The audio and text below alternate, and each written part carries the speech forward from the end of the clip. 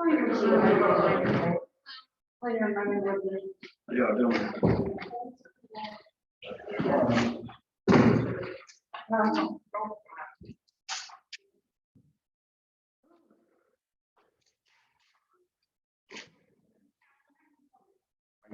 Hey, Doing all right there? I guess you're okay. Yeah.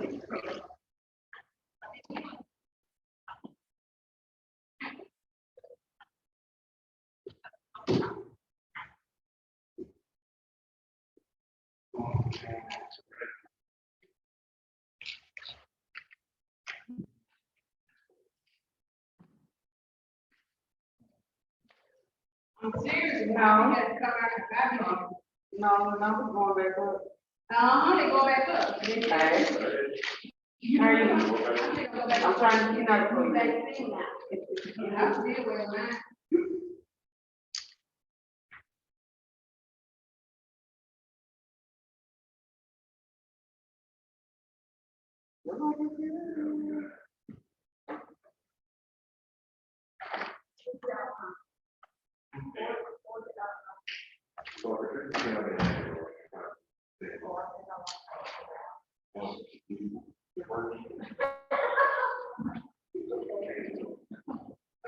Oh, man, yeah.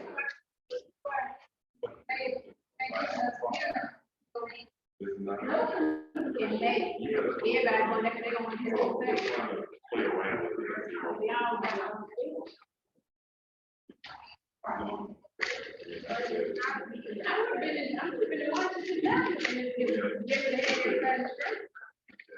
All three of them.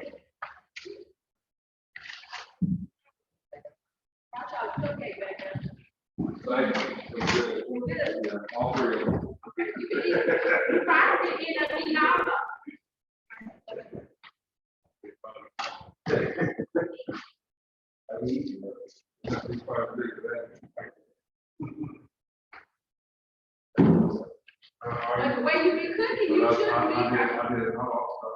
That should be cooking.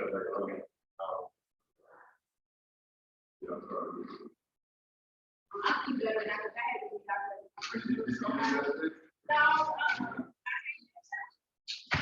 Good evening, everybody. Hello. You slow down, Tom, you still got it. You still got it. Oh, you got it. That's not me. My birthday.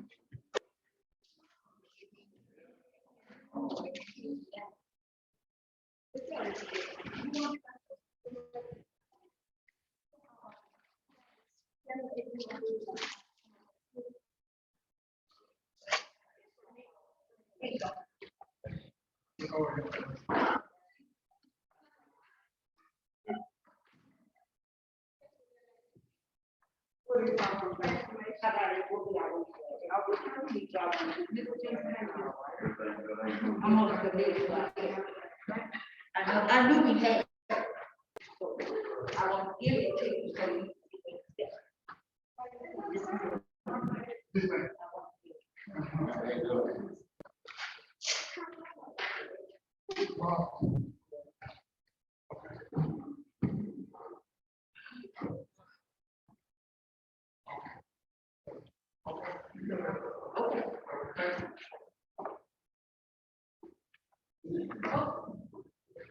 I didn't bring this little cat to the last.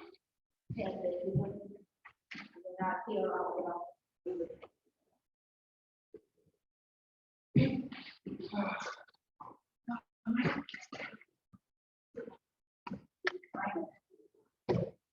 I do this work, I haven't seen you in a while. I like you. Doing good. I love it. All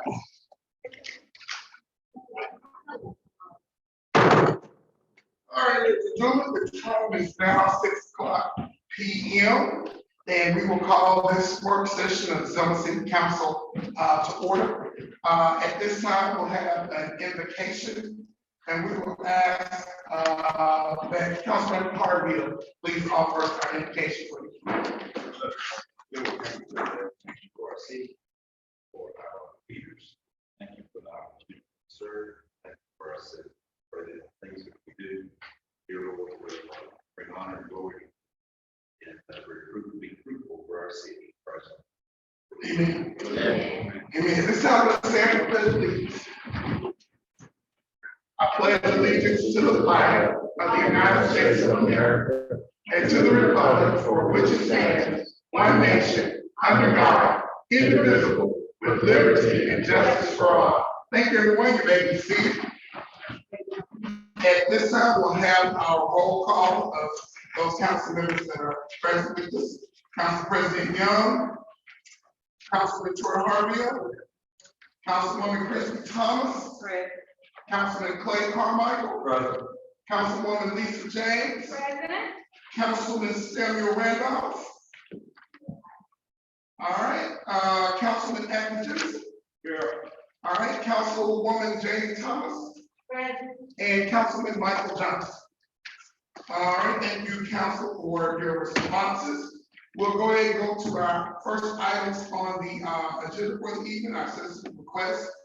First, we have Mr. T'Challa West here to discuss the property in Ward 6. I don't know if this is a holdover from a previous time, but I know we did take a vote, I think, the last meeting, so that may just be a holdover. Okay. All right, thank you so much. It's a new man. Okay, all right.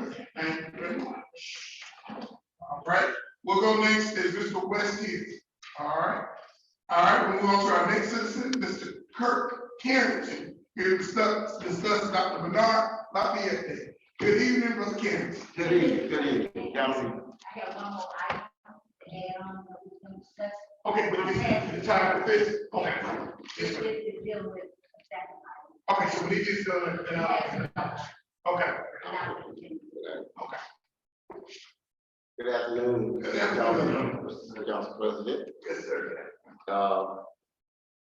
On behalf of my church, Tabernacle Baptist Church, we are looking to honor Bernard Lafayette and have a Bernard Lafayette Day.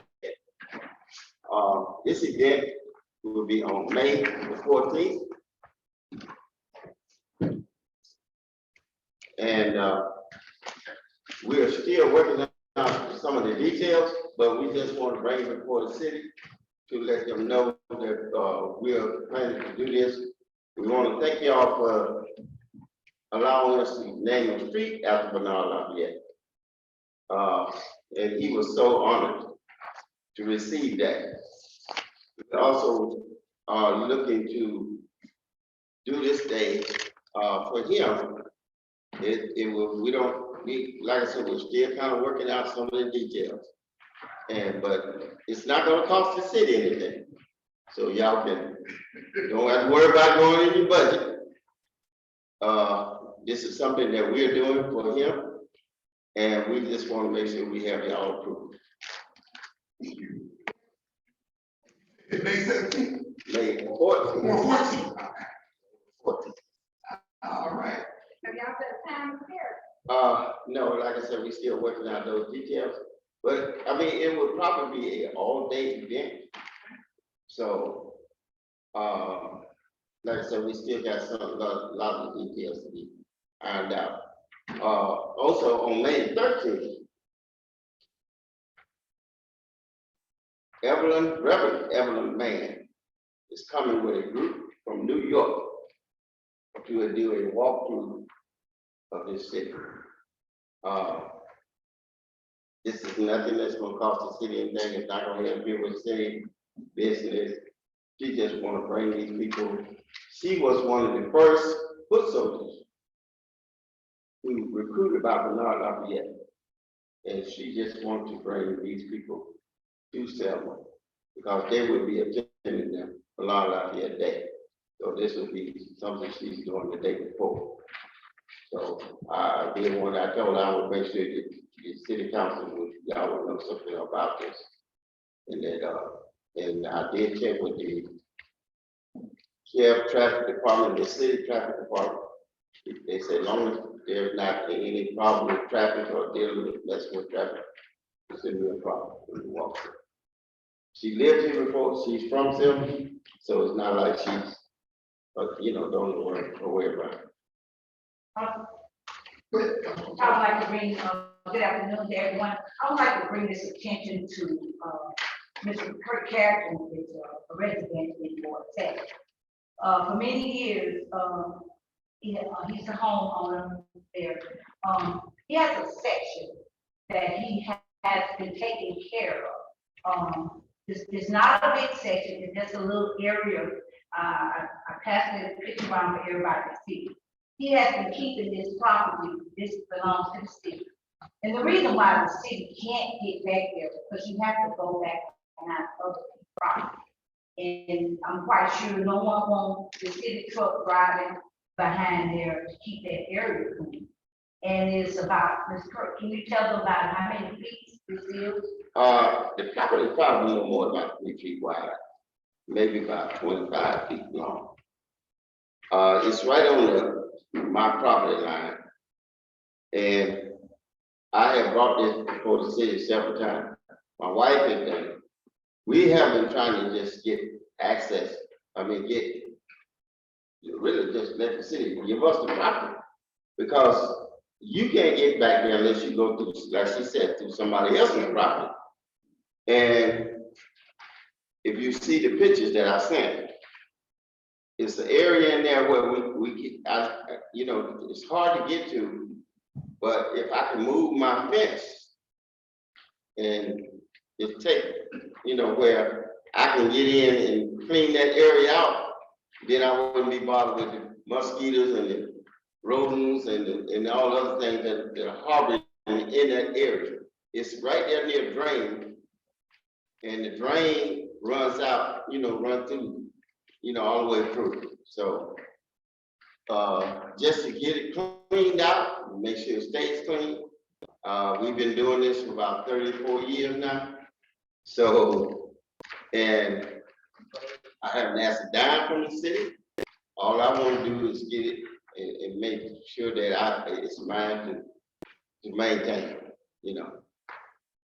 And also I want to say, I've been involved with this, since I've been up here on the council. And I know for a fact that he has been hired contractors to go in there to clean it out. And it's part of the city because it is a drain right there.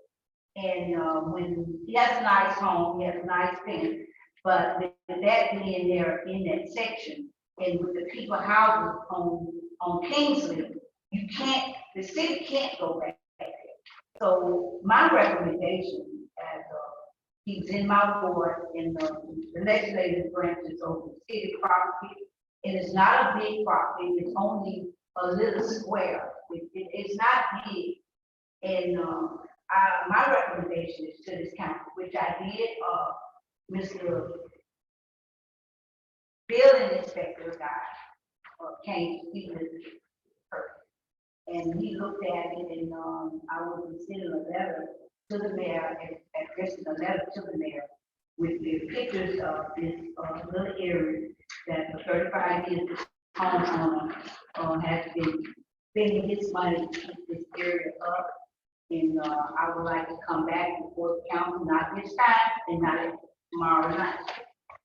I'm going to say the next council meeting. I do not want to come in. I want them to, the mayor and whoever else that needs to get involved in this and come back with a recommendation. We look forward to that recommendation. All right, It's just as you've been keeping it up for 34 years. I was over there. I know what you know about it. Exactly. Yeah, but to see it now compared to the way it was when I first moved there, you wouldn't believe it. And I'm just trying to get that section, because the city keeps saying, well, it belongs to us. So the city don't do nothing. So if it belongs to you, then why don't you come back and clean it up? You know, but if you want me to clean it up and keep putting my money into it, then it needs to belong to me, you know. Good. All right. All Any other councilors got any questions for Mr. Carrington while he's up here? Okay, I do want to say, thank you to you, Tabernacle Baptist Church, and some ladies down there. Yes, sir. For making that happen in regards to the street renaming. And Dr. Lafayette's face told the whole story. Right. He was very joyful that afternoon. And I mean, we will keep y'all up to date on what we're gonna do with this, Bernard out there day. And the reason why we chose May 14th, because that was the day of the very first mass meeting that were held in this city. So I will, we will keep y'all up to date as to what we got going on. And if we need, to get permission to do something, we'll bring it to you. All right? Thank you so much, Mr. Carrington. Thank you. Look forward to Councilwoman Thomas getting that information to the mayor. We acting on that too. All right. Thank you, sir. Thank you. All right, I think I saw Mr. West coming. There he is. Mr. West is here, and he's on the agenda this evening to discuss property in Ward 6.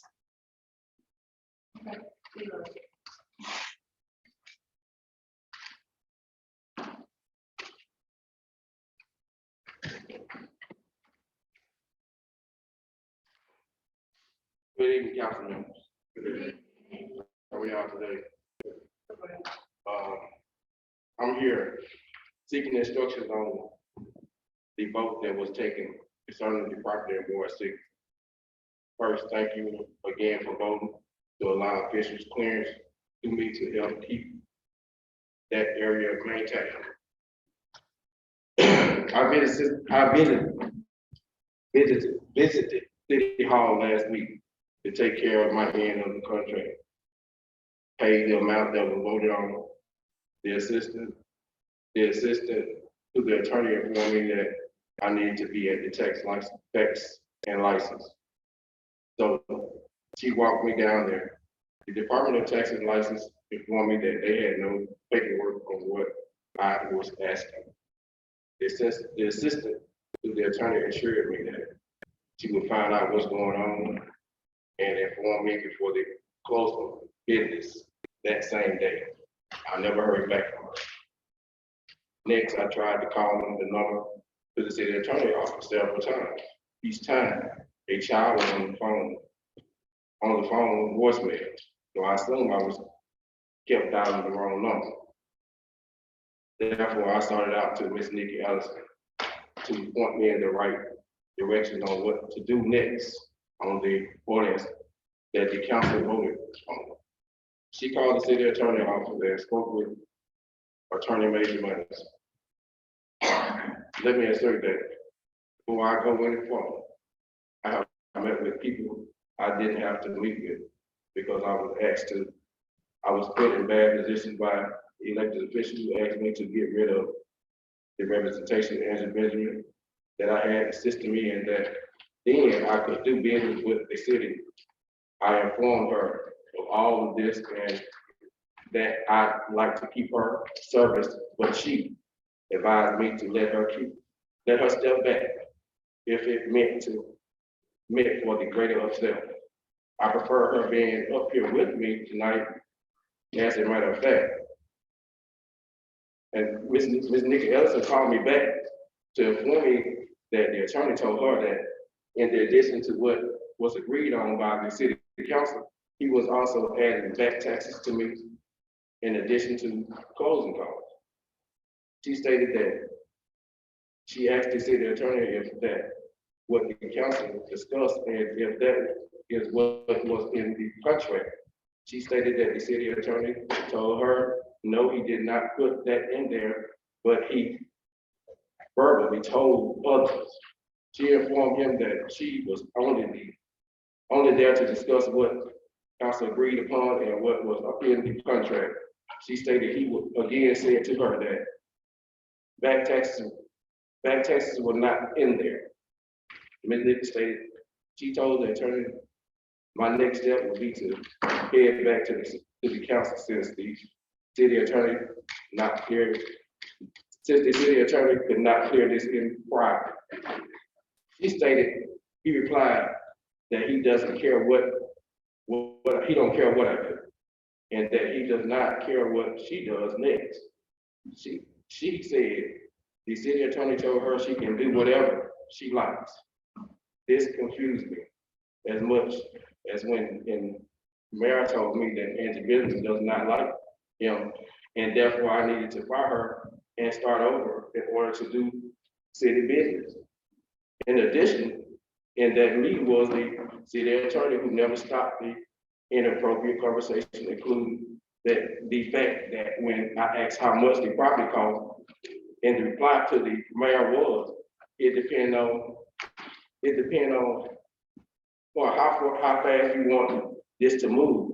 He stated that the council has the vote, but he can make sure things move or move faster. Okay, Mr. West, that, we have a time, for 5 minutes. And so that is, according to my timepiece, that's the 5 minutes on this. I'm gonna say something, but I see that there's some other council members that have their hands up, so I'll recognize them, and then I'll make a comment. Go ahead, Councilwoman James. Mr. West, I have to apologize first. I was kind of disturbed when I heard some of this information that went on this week. As a council person, we voted on the resolution. We should have had all the information inside of that resolution. For a citizen to keep coming back to us, back and forth with the same issue, I have problems with it. I have a problem with it because this making all of us look bad. That we're not getting the right information. And, I usually don't go this way, but I'm kind of upset over this issue. I'm very upset over this issue that you keep coming back to us. We have a resolution. In that resolution should have been every dime that you need to pay.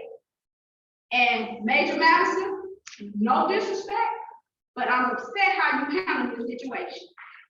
I don't get like this often, but this man has been up here over and over and over. And for him to be told some things he's been telling now, I don't like that. I don't like mess. And this looks like a whole lot of mess. Whatever he needs to do, whatever you need to do, we need to correct this. We need to correct this because this man don't need to be coming here. We don't need no name call, we don't need no Facebook, nothing. Selma don't need no bad publicity. We need to straighten this out. This man, we voted on a resolution, whatever that price in that resolution, y'all need to make that fit whatever that price is. I'm just sorry, I don't mean no disrespect, but I don't like a citizen have come back to us 3 or 4 times with one issue. One issue. The property that he won, if you go around there, it's a mess.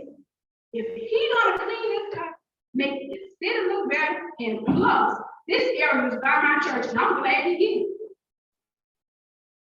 But for him to keep coming back to read off what he just read, it's embarrassing. I had a conversation with Miss Allison. She was very upset.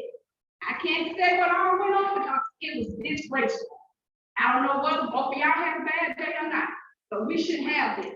If our administrative assistant come to you to try to smooth it out before it gets to us, we need to kind of work it out. Because this man here, he's been to us 4 times. 4 times. How many times does citizen have to come to get something done? That's too long. That's too long. And I apologize for the state of Selma. Whatever needs to happen, we need to fix it. Because I don't deal in this. I don't want my name in no mess. I'm a part of Selma city government. I don't like that. If I can't have a solution, I'm not gonna bring you nothing. And I apologize to you. Thank you. I'm only here to do business. Thanks, Woman James. Anybody else have their hand up, or is Ms. James, Councilwoman James said it all? Great, I just like to Councilwoman Thomas. correct something to him. The legislature right here, the open city property, and if there any value mark of property, we would have our attorney to be the property for us, and we would have to be agreeable on all the other taxes, whatever. That's his job, and he was supposed to address it to us. also, I'm sorry, too, that you had those. There are protocols that we all have to follow. Yes, ma'am. We apologize because they're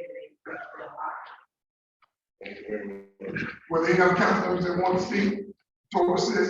Okay, I think the way I'm hearing, we know that there's a tax issue involved with back taxes. So that would involve our tax collector, in his office and let us know exactly what the assessments are and the amounts that are due. And I'm sure there's some interest and penalties, and actual tax due on that. So we'll need to get those amounts. We'll also coordinate with, the attorney, to see what needs to be done. Ms. Ellison, I'm gonna ask that you do this with the way we've been doing some other ones. Keep it on the agenda until we reach some kind of resolution to it.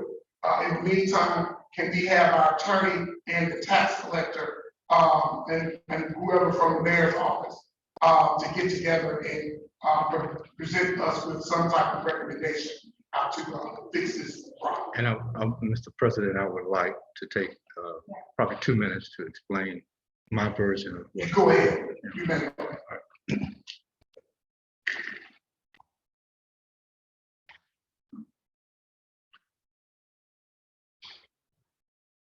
This matter.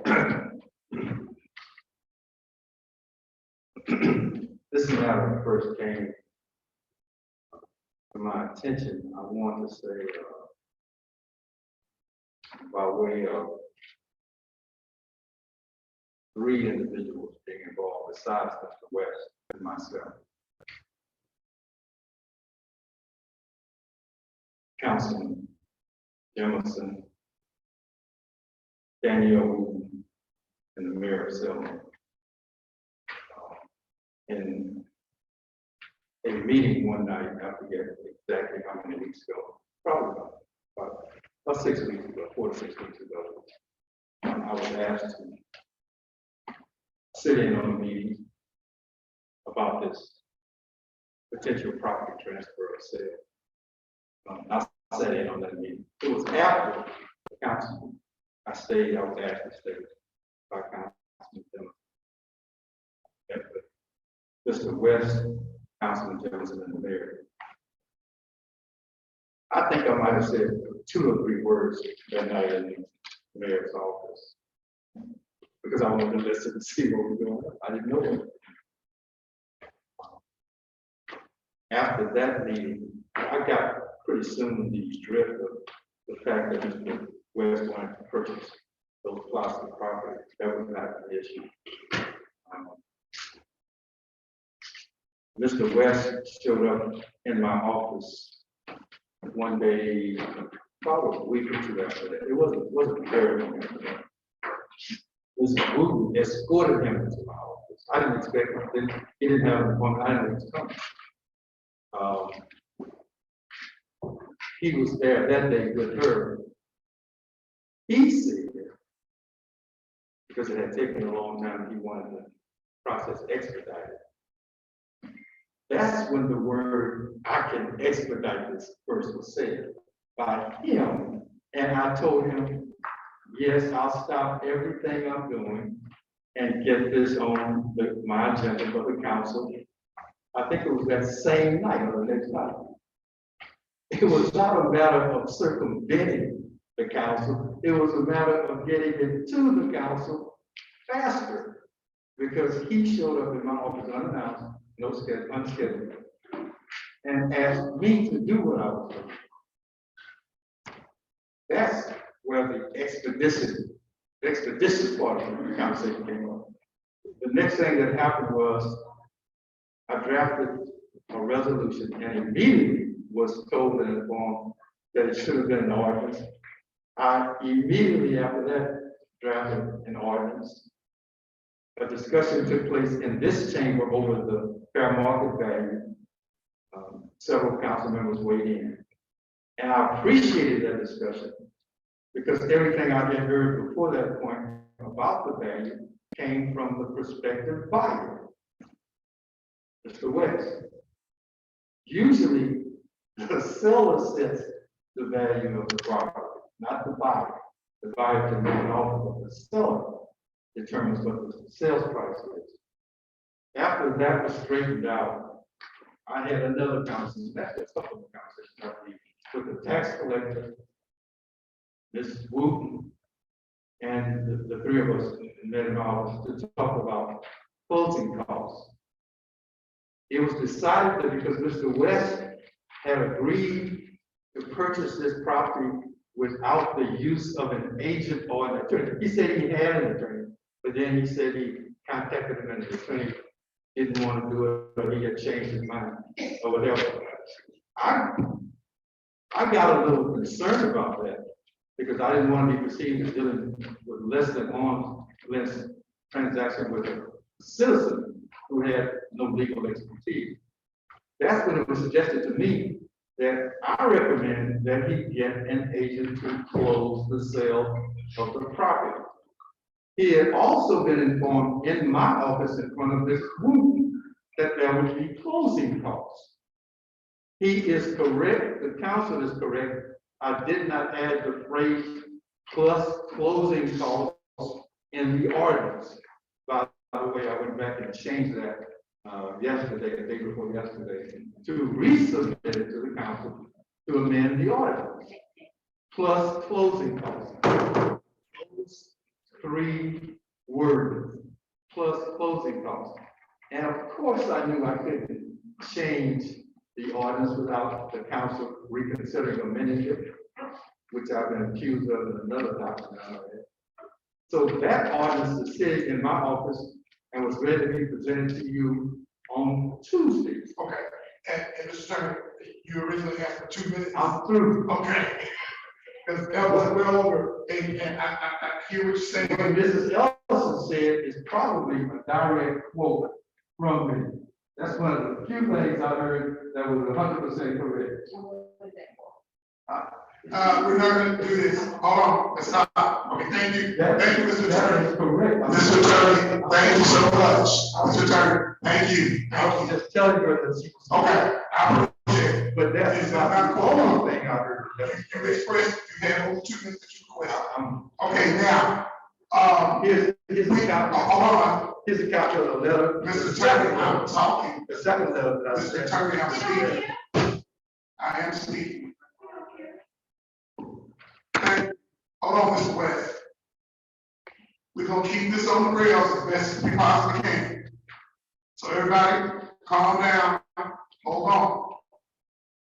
It has been recommended that this matter, the attorney and the tax collector, and whoever the representative is from the mayor's office, get together to present something where this matter can be corrected before the council. Now, I understand we voted on an ordinance at the last meeting, and that ordinance did not include these extra the assessments on the property. So we need to correct whatever needs to be corrected, or as Councilwoman James said, see if that amount that we issued in there could cover that. We don't know, but we need to solve the problem. Right now, we're just talking about the problem. We need to solve the issue for us. And arguing back and forth is not going to solve this problem. So, with that said, Mr. West, I see that you did rise. I'll let you finish up. I see the mayor stood, he's rising, and I'll let him have a comment on it, and then we're going to move on. Mr. West. I just want to say, what Major Madison said, a lot of that is not true. And I just want to say thank y'all, councilman, for doing what y'all done, and I hope to do good business with you guys from now on. And we have to be, ladies and gentlemen, this, and I've said this more than once, and I want to repeat that tonight. This is not a court of law. This is not where we have opposing parties presenting their sides and arguing, rebuttals back and forth. We don't do that. This is a city council meeting. This is not court. So we're going to treat it appropriately for the jurisdiction in which we have. And we, as the body that takes care of legislation, we do legislation and policy and things related to finance. We are not a judicial body where we make a determination on who's saying the truth and who's not. We're not going to do that as far as determining the veracity of someone's statement. But what we are going to do is do what we are charged with and what we're responsible for. And what was before this body was for us to vote on allowing the sale of this property to Mr. West. So the matter that is before us, we must maintain focus, we must fix that. And that is what this council will do. Mr. Mayor. Thank you. I want Mr. West to have this property. The city attorney presented the documents to the tax collector. Tax collector did his job, came back with some additional recommendations that needed to be made as per law. And what you have just suggested, the city attorney, the tax collector, and the mayor get together to do this, to come back with the correct document to the council and make sure that the closing is legal. That is exactly what we are doing. Thank you. Thank you. Solutions, people, solutions. So, Yeah, I'm sorry, Councilwoman Thomas, go ahead. I had a question, I hope Mr. Rose can answer this. So can we get some clarification on the back taxes? Yes, we get clarification on the back taxes, and so whenever we're ready to meet. I don't have a number. I don't have a tax number. No, I want you to explain what back taxes. Is it for this property that we're selling? Yes. We are putting together what's needed for the council. When we do, I will come forward to present it to the council. Okay, With hey, the tax collectors and the attorney. hey, Councilwoman Thomas, without, because I haven't seen anything, but it's more than likely, when they say back taxes, that's more than likely for some assessments that could have been ad valorem, that could have been for income tax, whatever. And those taxes should have been a part of this original. Well, that's what I was asking. Right, I figured that's what you asked. And so what the tax collector and all those parties that we mentioned, they're going to bring it back and we're going to get it fixed. Let's not belabor it. Go ahead, Councilwoman Thomas, please. When it was sold to us, I thought it was city property. The city had already owned that property. It was brought to us as it belongs to the city. So my thing is, the question is gonna happen, are we asking the gentleman to pay the city all of the back taxes that what the city purchased in that property? We need to wait and hear what the recommendations are going to be. And although it is city property, the way it became city property was because taxes were due on it from the back. So even though it's within the confines of the city, it's owned by the city, tax is still owed for that particular piece of property. I see you out there, Ms. Terry. So we know that we still need to take care of that, and obligation has to be taken care of per state law, that has to be taken care of. All right, thank you. Thank you, everyone. Let's move on now to the mayor's report / attorney's report.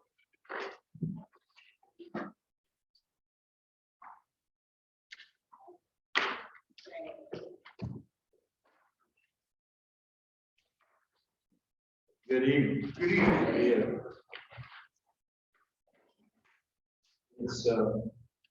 It's a challenge when things have been done without proper procedure for so long. Then put procedures in place, it causes a challenge for folks who are not accustomed to operating by procedure. We're gonna be all right. All right. We'll be all right. And I'm not going to accept this murmuring behind me, Mr. President, so if you can clear that up. I would Okay, appreciate it. thank you. Everyone, there are rules of courtesy for the Selma City Council in chambers.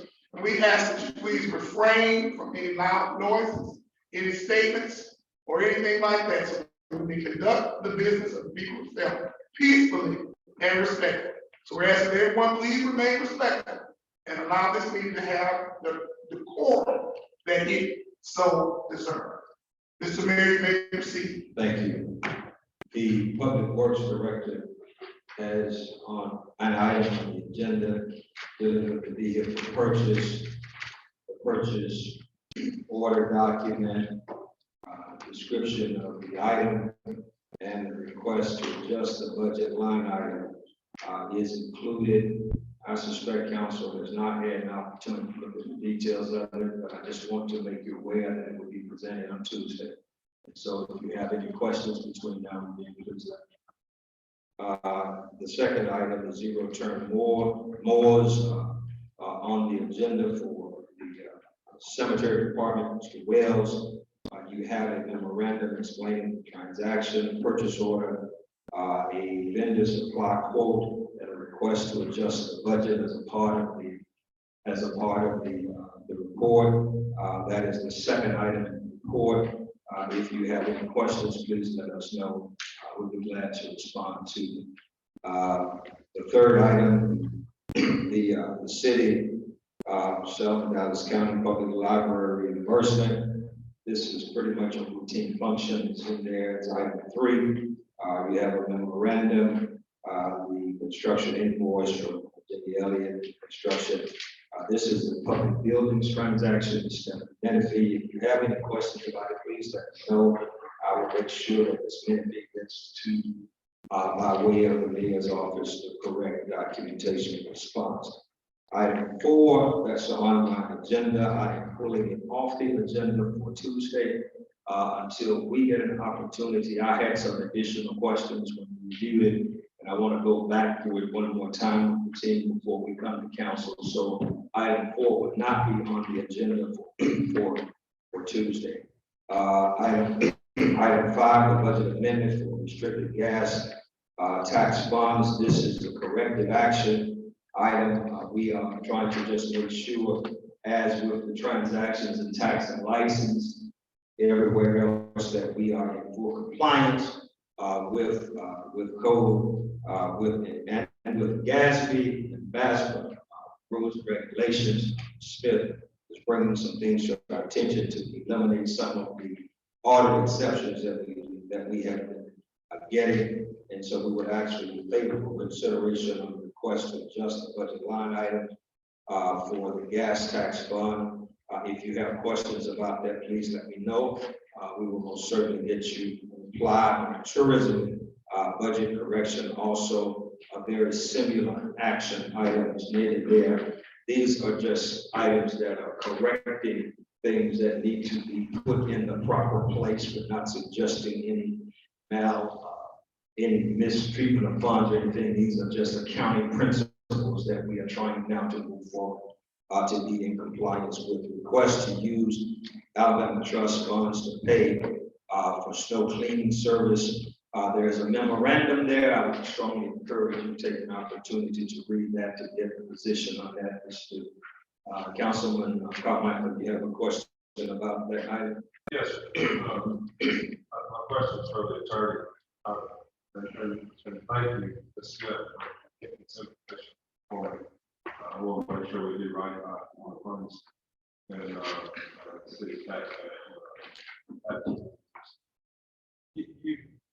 I asked you a couple of times about the meetings about whether this contract would suffice being paid out of Alabama trust for the oil lease fund. To which you answered yes. But can you give me the reason you answered yes to that, please?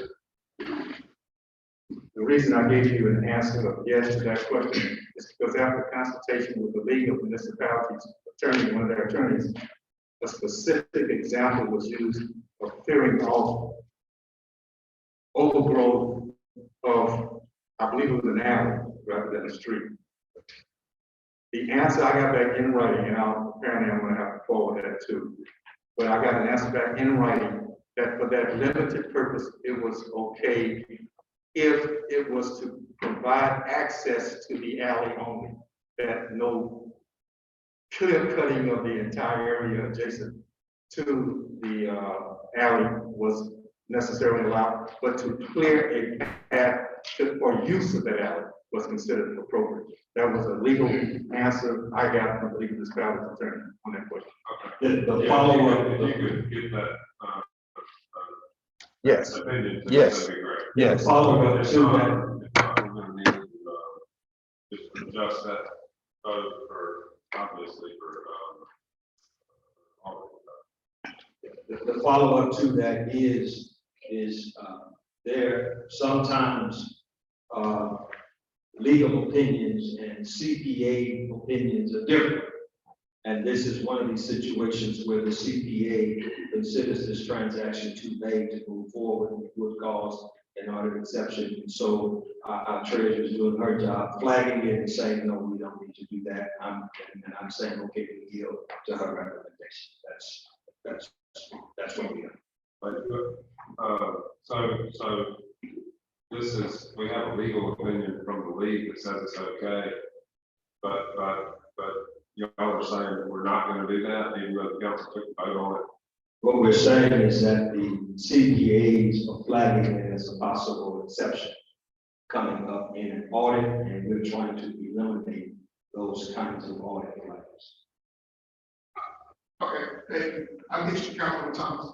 Was that opinion that we received from the legal municipality, was it verbal or do we have something in writing? It was in writing. We do have that in writing. All right, can that be shared? Is that, I mean, I didn't see. He's already asked, I already said yes. Okay, so that's what we shared. Okay, go ahead, Councilwoman Thomas.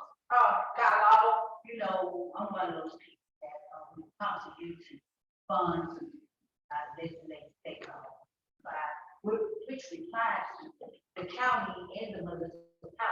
By law, I have a statement here that I have, got from the municipality when I was doing work. And it tells you how you can use your capital improvement. And I would like to share this with your attorney.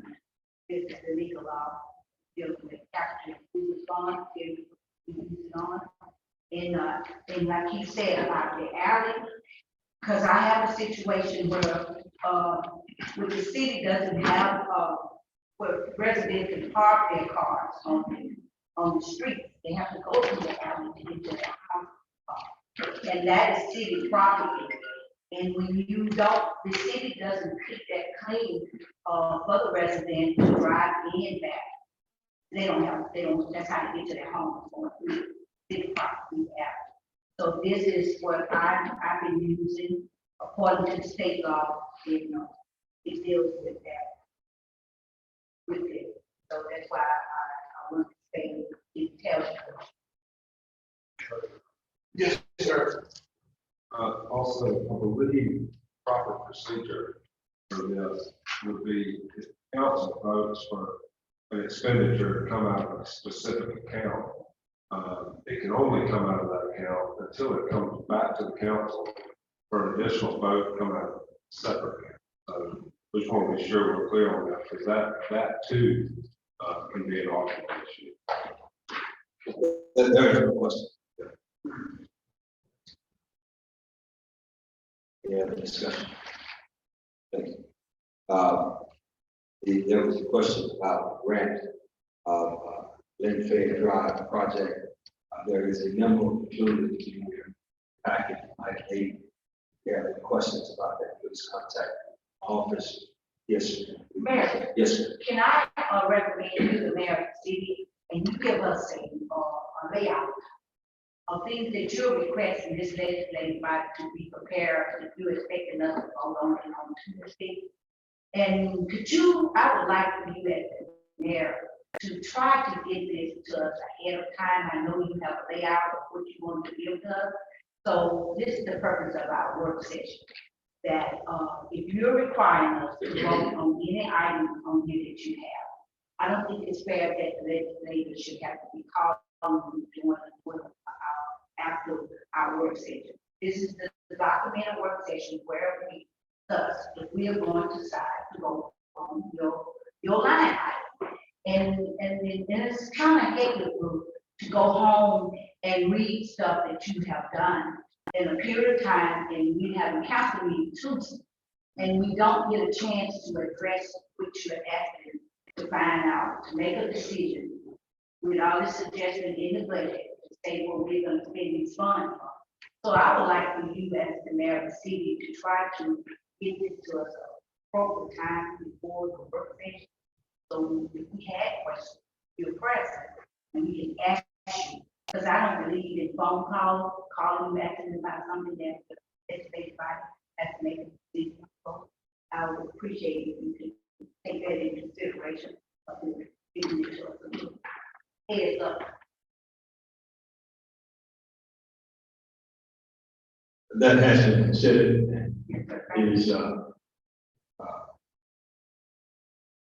it is my opinion that we get this information to the council for the work session, and that Thursday, Friday, Saturday, Sunday, and Monday, we can have plenty of time that we can kind of walk through if you have any individual questions. And at the council meeting, we can also further discuss the issue if necessary. And if not, then we can move forward. If it is possible to get items to you prior to Thursday, we'll do it. But we would be piecemealing it because operations does not change. I mean, it doesn't stop. It doesn't stop. It's constant. And so we work all the way up until this meeting and try to make sure we get everything that we're trying to get done by on the Tuesday meeting in the report without having to send 2 and 3 iterations and versions of it. Well, it's just a function of how one prefers to do the work. And it is our preference that we try to be as inclusive as we can in one report, get it to you. And then we get an opportunity to review it over several days. And then if you have any questions, call and ask. I do understand that some of you have trouble calling the office today, calling me to have conversations about some of this stuff. Send me something in writing and we'll respond to you in writing. The $5,000 duplicate department spending remains on the agenda for discussion. 10% restriction on the infrastructure department fund transfer. The citywide camera solution still remains an issue. By the way, just on that particular issue, I do know that we are looking at engaging and firms to walk through the procurement process. I do want to make sure that as we go through this, I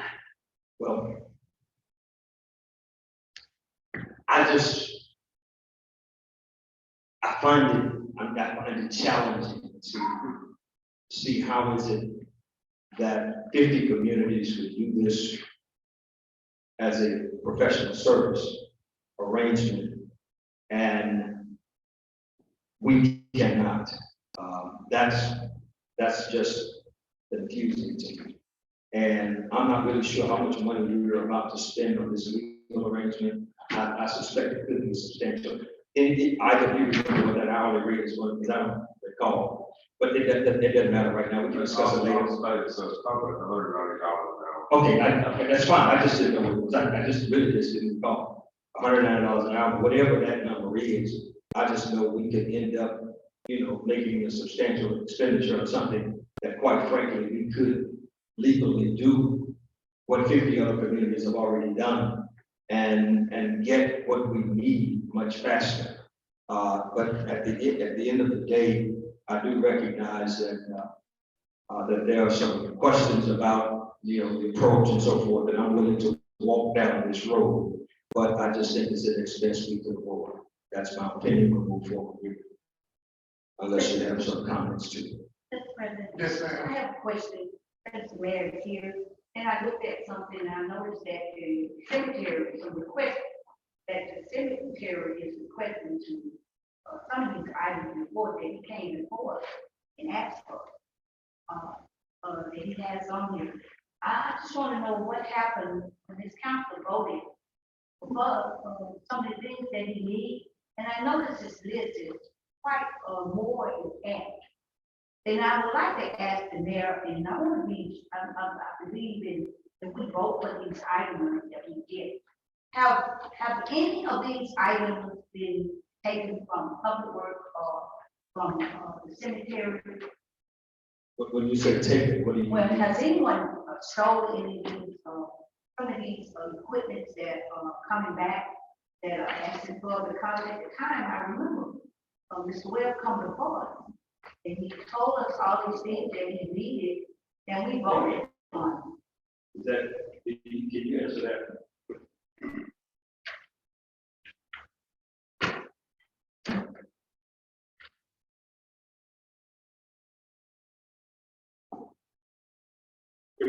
Good evening.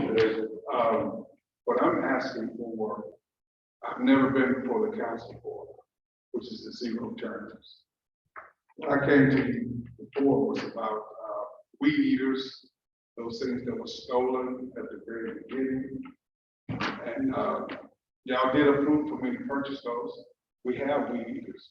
We just don't have zero turns. And that's what I'm requesting. Thank you, Mr. Williams. You may have been thinking about the zero turns of requested recreation. And because we did make those purchases in recreation, have those pieces.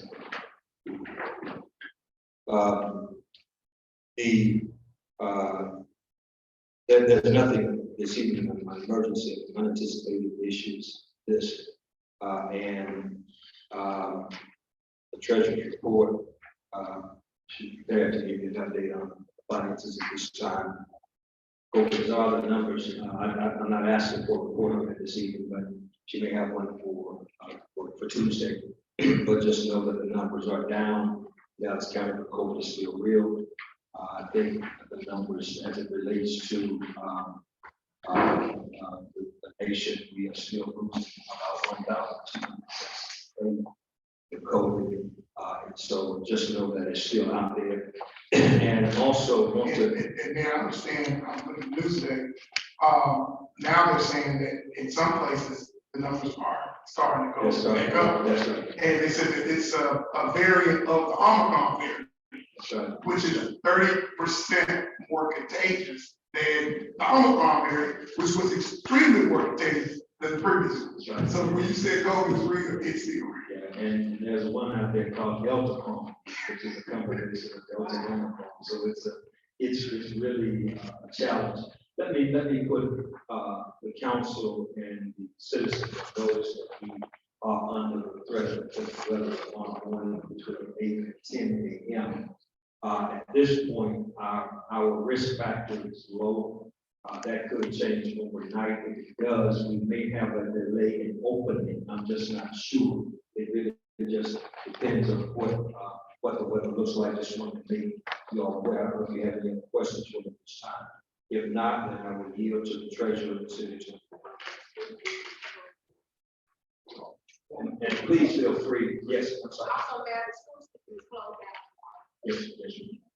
Yeah, please feel free to send us an email, text, or call or something. Let me know if you have it. I would prefer something in writing from you so that we can respond in writing and you'll have what you need. Thank you. Thank you very much.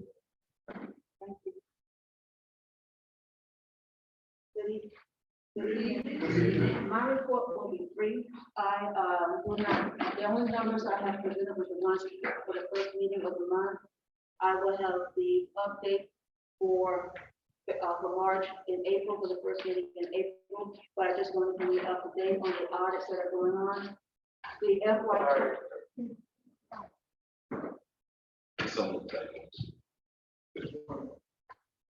It's one right there.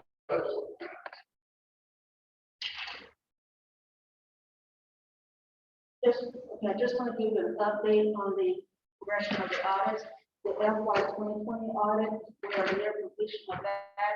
The auditor that was here last week for a week with another individual. So we are close to completion of that audit. We have some cleanup things to do, management letters, response to some of the findings.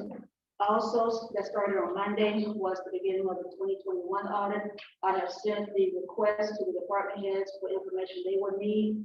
The finance department will get that information together. There's a lot of information we're having to pull together for the 2021. So I'm running with it. So I just want to let you know our goal is to have these audits finished. Well, the 2020 will be finished by June 30th. We are trying to get the other audit, the 2021 audit will be by June 30th. And those are deadlines because we received federal money. And after, while you go here, I have something, and I could have brought it on this time, but since you're up here right now, I think it's a good time to address it. When Assistant Chief Franklin Evans served in the capacity of interim chief, was he compensated at the chief's salary? We did not, payroll did not receive a memo to increase his salary. Okay, so he was still paid, he was doing the extra work, but being interim chief, but he was still paid at what he was salaried for. Yes. Okay. And I bring that up, council, because I would like for us to consider, and also us, and maybe, Madam Chair, you give us the numbers of how much we need to actually, expend for him to be paid. I think he served for 3 months in that capacity. And so I would like to know those numbers, and I would like the council to consider that, and to just be, go ahead, Councilwoman Thomas. And I like to put this for the record clear. I think our clerk, that's why it's important when we have work sessions, stuff what they're having, in the record. Cause I recall when he came and,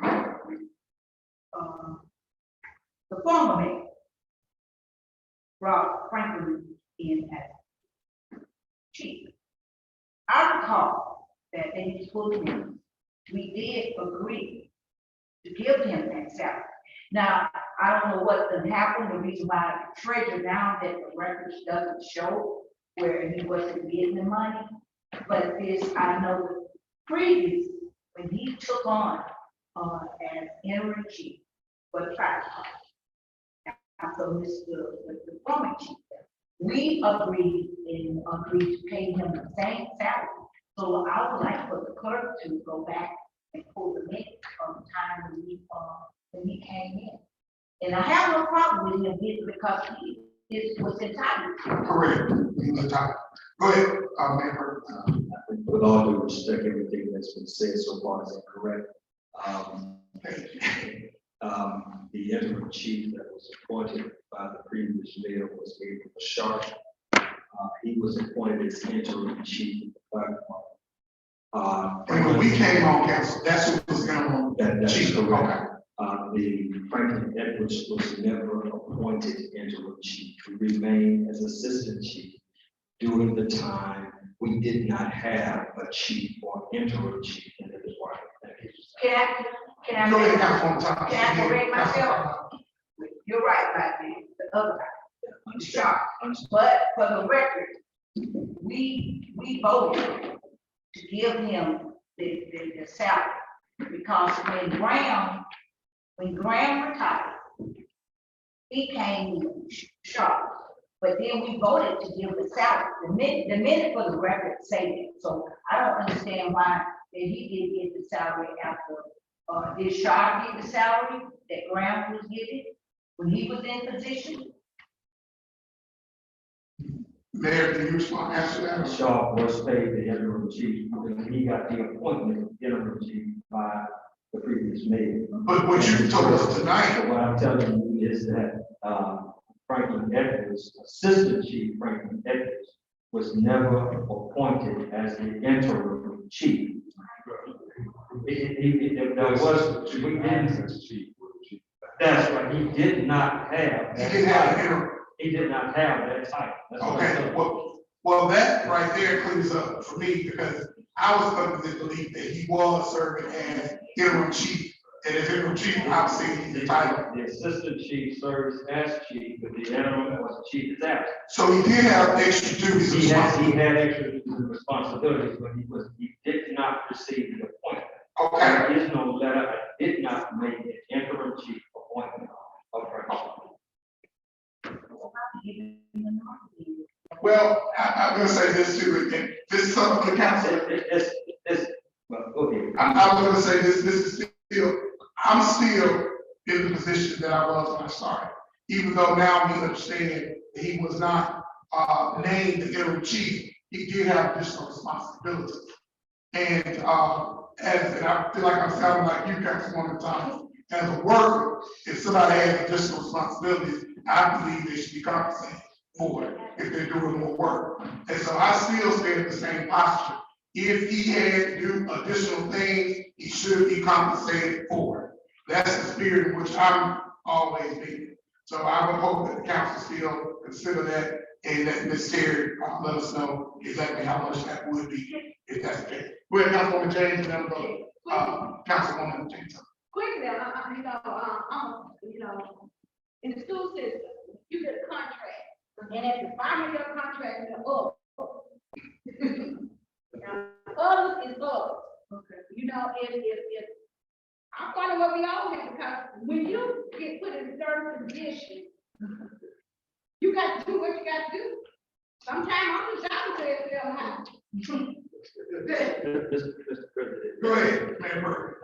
I regret opening this can of worms. I wish you had called me and discussed this with me, because there is a problem around this that has some major legal consequences. That previous council did some things that really has created serious liability for the city, even as it relates to this conversation. That's one of the reasons I kept saying, council, be careful about how we move forward with this, because the fire department is a different animal and we got a different set of problems. And so I would ask that the council would discontinue this conversation until at least we've had an opportunity to unravel the spaghetti. Thank you. Okay, and I hear what you're saying, I do hear what you're saying, but I also submit from a legal aspect, if someone doesn't have something in their contract, they also may have recourse if they're not compensated well. But I agree, the spaghetti needs to be unraveled more, but I do submit that for thought. Go ahead, Councilman Carmine. The thing is, it's written, job title as assistant chief to act as the chief with the chief absent. So he agreed to that, he took the salary position as assistant chief. We have not done anything inappropriate administratively, and I do understand, but again, I say to council, there are some other pieces to this that you really are not aware of. Right. And it's not your fault. Right. It's just that we really haven't untangled. Right. And I hear you, Councilman Carmichael, but as an advocate for laborers and workers, and I hear what you're saying, Councilman Thomas. When you see something about acting in place for somebody, you think that's a week, a couple of days.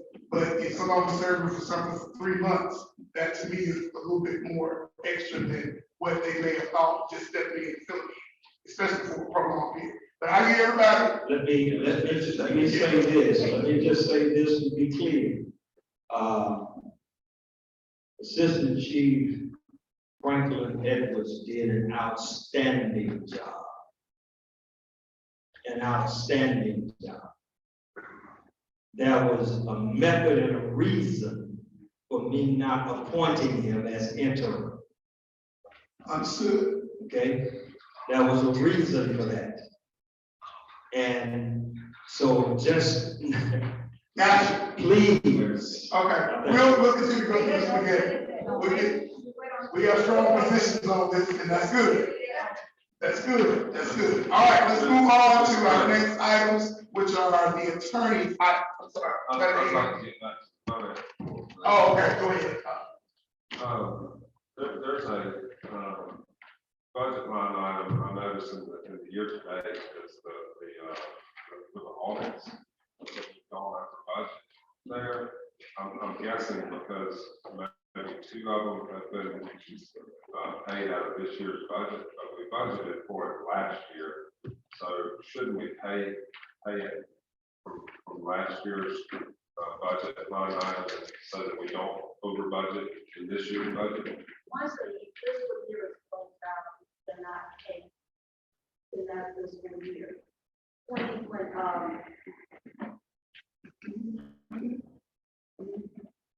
think we're gonna have to use it. Okay, now also included in that line item are the charges from BMSS, as well as any other accounting consultant, as well as the current accountant, CRI. So that's part of all of that. Even though CRI did, even though BMSS probably started in July, but they probably not start submitting their invoices until after October, and a large bulk of them did come in after October, and they were paid in October. That is that's an issue that I want to address in September, about making sure we pay invoices in the fiscal year they're occurring, because when something occurred in the previous fiscal year and they're not paid, and they're paid in the current fiscal year, you cannot, once that year is closed out, you cannot put those, expenditures in that year. You have to Okay, put it in so- the current year. So back to our conversation we had on Tuesday about the surplus and the unappropriated. So I'm not, listen, can you hear me out? I mean, Sure. but we're gonna have to, because if we go over budget, we're gonna go into our surplus. That's the purpose for the surplus. That is, Right. that is a logic for having a surplus. Because when you do go over budget, you have that amount of money there to keep you from deficit spending in that budget. Right, okay, well, thank you. And also, we had discussed, the Alabama Trust Fund, adjustment in the budget at the last meeting. Right. And I did not see it in these documents. Is that something that's being worked on That's to adjust that? That is something that's being worked on. We have over $800,000 in the bank account right now. I'm trying to figure out how to, because we received another allocation in April, I believe.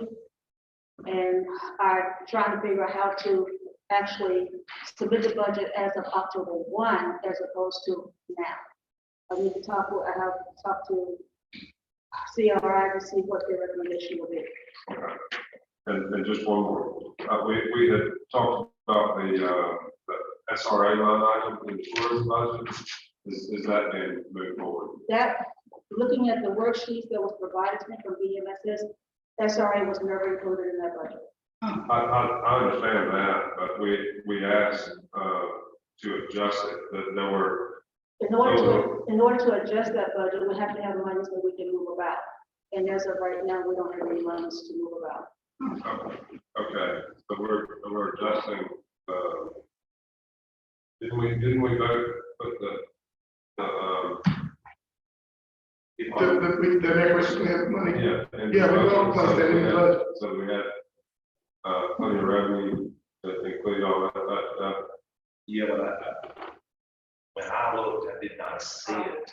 Right, That they line item. right, so we're gonna have to adjust the line item. And these things that you brought up, we can settle on a meeting date. During, even now, if we want to, but I have all these things, and we sit down, and I'm gonna ask the finance committee. Whoever wants, don't let it just be me. Yeah, The whole council. and we're gonna, Ms. Smith has agreed to sit down with us, so hopefully we can sit down. Meeting. Mr. Chairman, just do the best you can, set a date, and those that can be here will be there, but About a week from today. I'm good with that. we can do that. Okay, next Thursday. I'm not sure, I need to check. I really do need to check. So if you don't mind, let's go ahead and use the normal protocol that we got done and Ms. Nelson get together and we'll work out. Okay. This will be a regular finance meeting, open meeting. Please try to give us plenty of notice if we can. Mayor, it comes to Marvel just a couple of days, rather than 24 hours is a must, but yeah, preferably 48 or 72. Go ahead, And Councilman my Thomas. question is to the treasurer, I'd like for you to come back because I feel that the city of Selma, that auditor, the last audit that you gave us, the 2019 completed. I think the citizen of Selma needs to know the outcome and the results of that auditor report. Okay. What was the, If you have read I think it's the first or third page, there's a column in there, a section that said that these financial statements were presented fairly. There was no. can you see this, Mike, so they can hear you? On one of those pages, I think it's like the third or fourth page of the audit report, it says these financial statements were presented fairly. There was no misstatement or loss of income. So basically, because even though we did have quite a few audit findings, our financial statements were presented fairly and there was no misrepresentation. So it was it's called an unqualified opinion, which if you want to look at A, B, C, D, and L, we got an A. Okay. If it was a qualified opinion, we would have classified that as a B. Disclaimer of opinion, that would probably a C. An adverse opinion would have been an F, which is what we do not want. So basically, we got, the financial statements were presented fairly, which is equivalent to an unqualified opinion, which is good. So the state needs to get that straight. 2019, the report that came out is a good report. According Thank to, yes. Thank you. I wanted the citizen of Selma to get that. The 2019 article final report, because you are entitled to, citizens of Selma is entitled to know about this article report. And in the near future, I would like for when we do this article report, that the auditor that does our report, that come before the body of the council and share. It needs to be shared. We pay that money and they need to come before us and give us, what you just said, that 2020 article report, we need them to come before this next day, and share.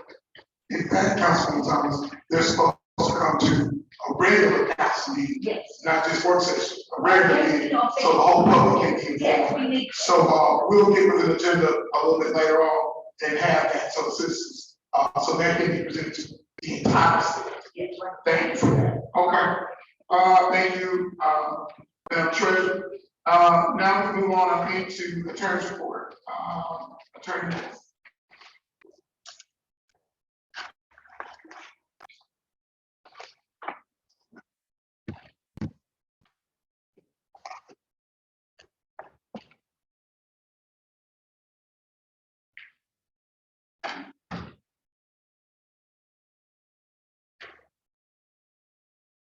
Thank you, President Young. Good evening. Good evening. Ladies and gentlemen, City Council, Mayor, ladies and gentlemen, the audience, council chamber, as well as the listening or viewing audience. My report, before I actually get into report and proper, I want to make a comment about the Digital Assurance Corporation, Digital Assurance Communications, called DAC, DAC. That's the organization that monitors our security reporting requirements. And I've been in touch with them now since probably the middle of 2020 to make sure that whatever problems we were having financially, the lack of audit reporting, the timeliness of audit reporting, Digital Assurance is there and has a representative who's been in touch with now Terry Smith and myself over ensuring that our bond rating stays good or improves as we do all of this reporting. They have just posted the fact that our 2019 audit was done on the website and the board for Securities and Exchange Regulation purposes. That has to be done every year. They've also been notified that with the 2018 and 2019 audits being completed, 2020 and 2021 are underway to soon be completed. And was thrilled, Representative was thrilled to hear. Her name is Mala Barrett, Barrett. So all of the information that the treasurer reported, as well as what's happening right now as we speak about the 2020 and 2021 audits, is being updated in the organization's records for the Securities and Exchange purposes, so that Dun and Bradstreet will ensure that our bond rate, which by the way took a hit over the last couple of years, 2 years, our bond rate is also good or improved as we comply with all the reporting requirements. Yes, I don't know if Councilwoman Thomas has a question or not. Yeah, I just had a question. So when we get through with the 20, we just finished up the 2019. I've been doing some research. So the 2020 and the 2021, that's based on our bond rate that will bring us up when we get to, when they get to doing those other two audits. The treasurer just gave you. I know what she gave us. She told us she's. Well, let me finish my answer your question. She just gave you an ABC, the report card kind of grade. Dun and Bradstreet gives you the same thing, a grade, a rating. When you don't produce what's required to be produced in the way of records, your bond rating takes a hit. And it has been gradually improving as we catch up on all the required reporting. But we have a company that reports what we are doing, whether we're doing what we're supposed to be doing or not. And they're saying that the information is not only coming faster, more readily, and hopefully accurately, which in no way leaves you with anything but a way to go up as well. And that's what we were concerned about. We want our rate back up, that so that we can be able to do. So that's why that was the question. Since we have a good Yes. report, every auditor report is good, that makes our bond rate. Well, I just heard for the first time that the unqualified rating was. It's- Why we discussed. While we discuss, Not just as an attorney, but as the discussion. That's all. Because the communication was still there, there have been no need for us. I understand. My report is item 1, resolution 156-21/22, weed abatement. Phase 1. Resolution 156-21/22. During declaring public nuisance and immediate abatement, what you see here is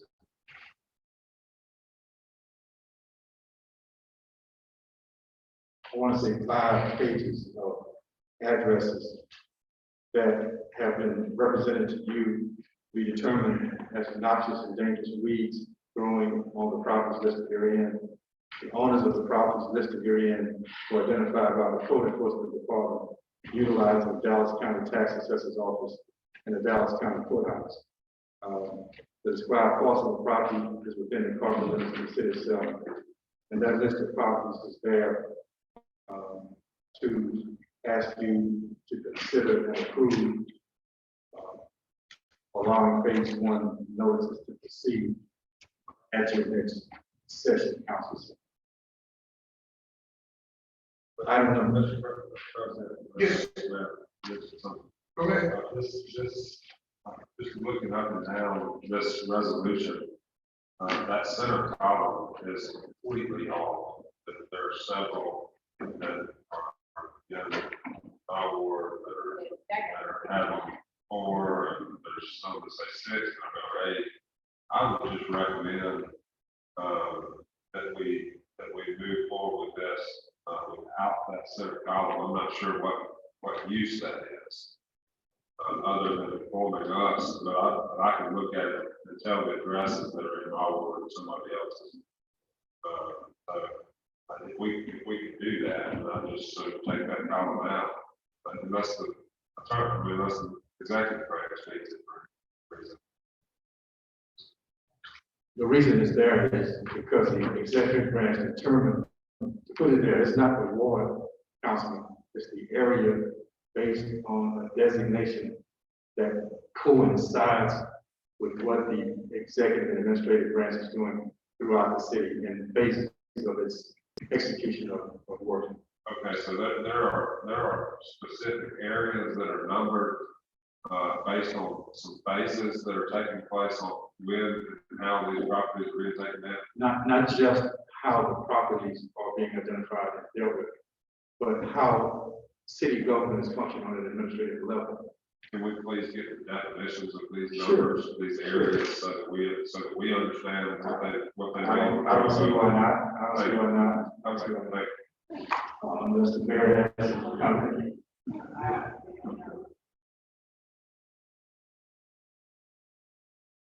We've always had that number system. It's only been used for public safety. Those are public safety zones. What we're doing now is uniforming the way we operate administratively by using those zones to manage what we're doing. But those zones have always existed. Okay, well, I'm just asking for a map of those. No problem at all. That's what those numbers represent. Okay, thank you.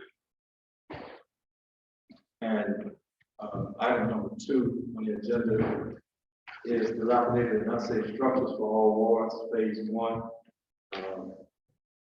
Whereas code Enforcement Officer Stephen Henry has reported to the city council that the condition of the respective real estate properties listed herein are classified as dangerous buildings and are a nuisance within the meaning of section 6-101 of the Code of Ordinances of the City of Selma and section 11-53B-1 through 11-53B-16 of the Code of Alabama 1975 revised, and whereas the city clerk has been hereby instructed to send us a certified letter to certain property owners and or their agents, said notice should be personally served on the hearing out the named individuals advising them that said property has been classified as dangerous buildings or a nuisance under the Code of Ordinances of the City of Selma. The resolution goes on to point out that said notices should be sent by certified mail by the city clerk of the City of Selma, return receipt requested, notifying each property owner and further advising that said property owner has 45 days in which the notice to rectify the condition of said property or if required by code enforcement officer to demolish the structure. Each property owner shall have the right to appeal to the Selma City Council within 10 days after receipt of said letter if they desire to contest the findings of the code enforcement officer that their said property is a dangerous building or a nuisance. Whereas the herein described properties are listed as dangerous buildings and are a nuisance within the proper provisions of the Code of Ordinances of the City of Selma, Alabama. The list proceeds to point out the properties as well as the area designated within which those properties are found. Mr. President, Yes, sir. I have a question. Why was this resolution changed so drastically? I had several properties that were on this resolution that all been taken down. Excuse me? I had this resolution, last time you brought it forward, but there were several properties in my ward that were on there. And none of them are in there now.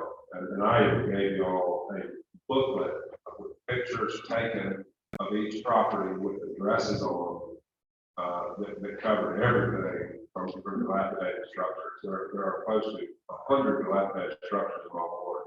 And there were maybe 4 or 5 in the last ordinance. We were told that there were going to be more on this one, and now they've all been taken off. I'm curious as to why. I can't answer as to why anything was taken off, except that we went through the usual procedure of vetting whatever properties were on the list. I know that some were in historic districts, but as to which properties he gave us, which ones are still on, as you noted, they're not our ward, so I'd have to go back and review that. Yeah, but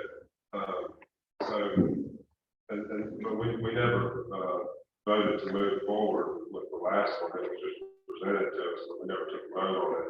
And we're getting it back now, I would assume, for a vote on Tuesday, and it's been changed drastically. So a certified letter never went out because we never voted on it. So I'm just wondering what happened in the last few weeks for those properties get taken off. The properties that were on this previously, why were they taken off, and why do we have this separate? There is a process of vetting, Councilman. I can't answer the exact reason every property that was taken off. There's a process. Well, I understand that. I completely understand that.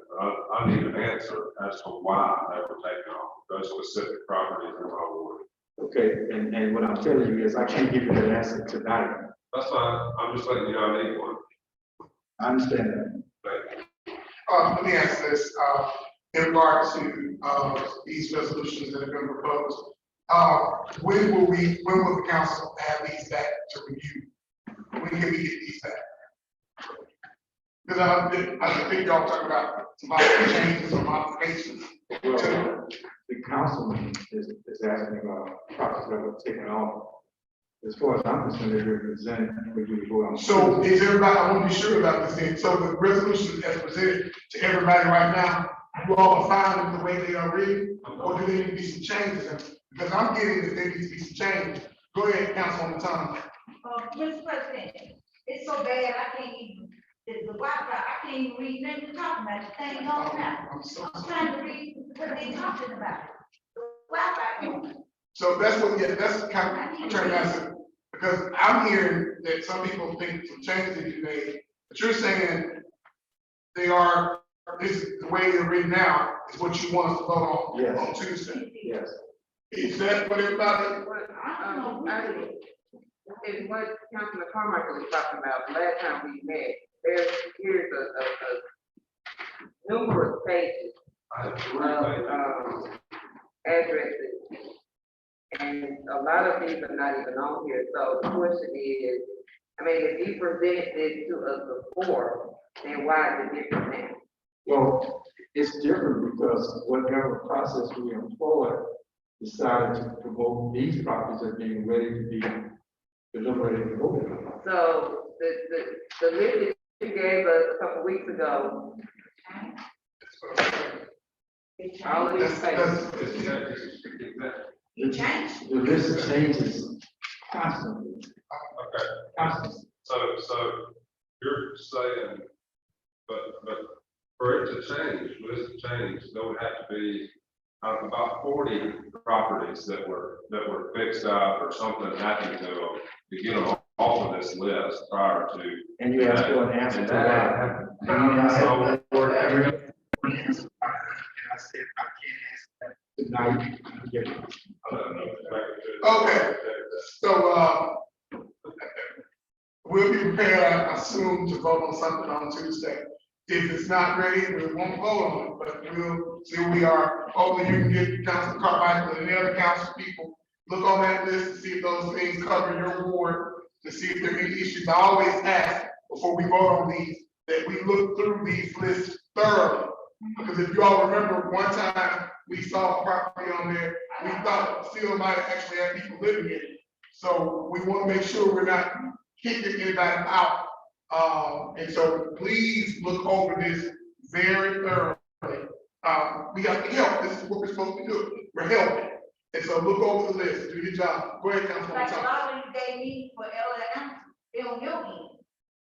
The property on my list, that you gave me, that Ward 7. Those are areas, those are wards, those are safety areas. I'm not going to my list you gave us the last time. That's that ward. Then they had Ward on there, and they on his end of LA County. I'm back this way, he crossed LA County. Cause I rode in, Well, to be honest, there seems to be a little confusion, and I'm not a person who likes to dwell in confusion. Nor do I like confusion, so let's try to clear the confusion before Tuesday, so that we can act appropriately. And if we are still confused on Tuesday, I would recommend we don't act, if we're still confused on Tuesday. Because right now, I'm a little confused. But let's go ahead, move on to the next item. Item number 3, resolution R 46-21/22, resolution regarding the American Rescue Plan Act.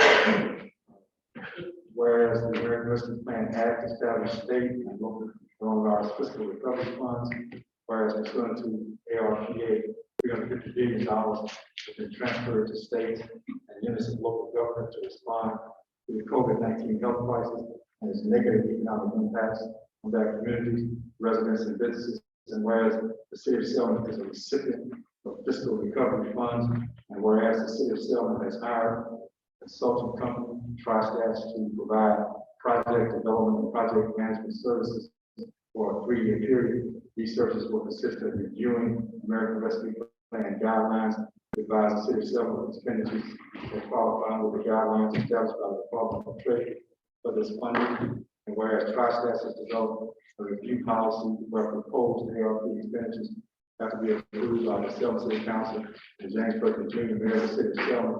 The city of Selma will follow those guidelines. TriStats will approve or disapprove proposed uses based on the Department of Treasury ARP guidelines. Now therefore be resolved by the City Council of the City of Selma, Alabama, that it will follow the ARP expenditure review policy established by TriStats. Be it further resolved that any questions about the guidelines to be addressed to TriStats and ARP justification documentation to be on file with the city attorney and the city clerk. All right, council, you heard from the attorney concerning this resolution that has been viewed by us, I know at least 3 times. Okay, 5, I'm going to. So go ahead with the questions. We'll start with Council Carmichael and then Councilman Jane Thomas, if she has any. Go ahead, Council Carmichael. Oh, the only reason we haven't done it on this is because we wanted the listed expenditure review policy attached to the resolution, because we're referencing another document in the resolution. And it's still not attached. We should all have it. We just need to make sure that it is attached when we go. That's just You say you something should have it or do have it, Council? yeah, everybody should have it. Yeah, I have it right here. Okay.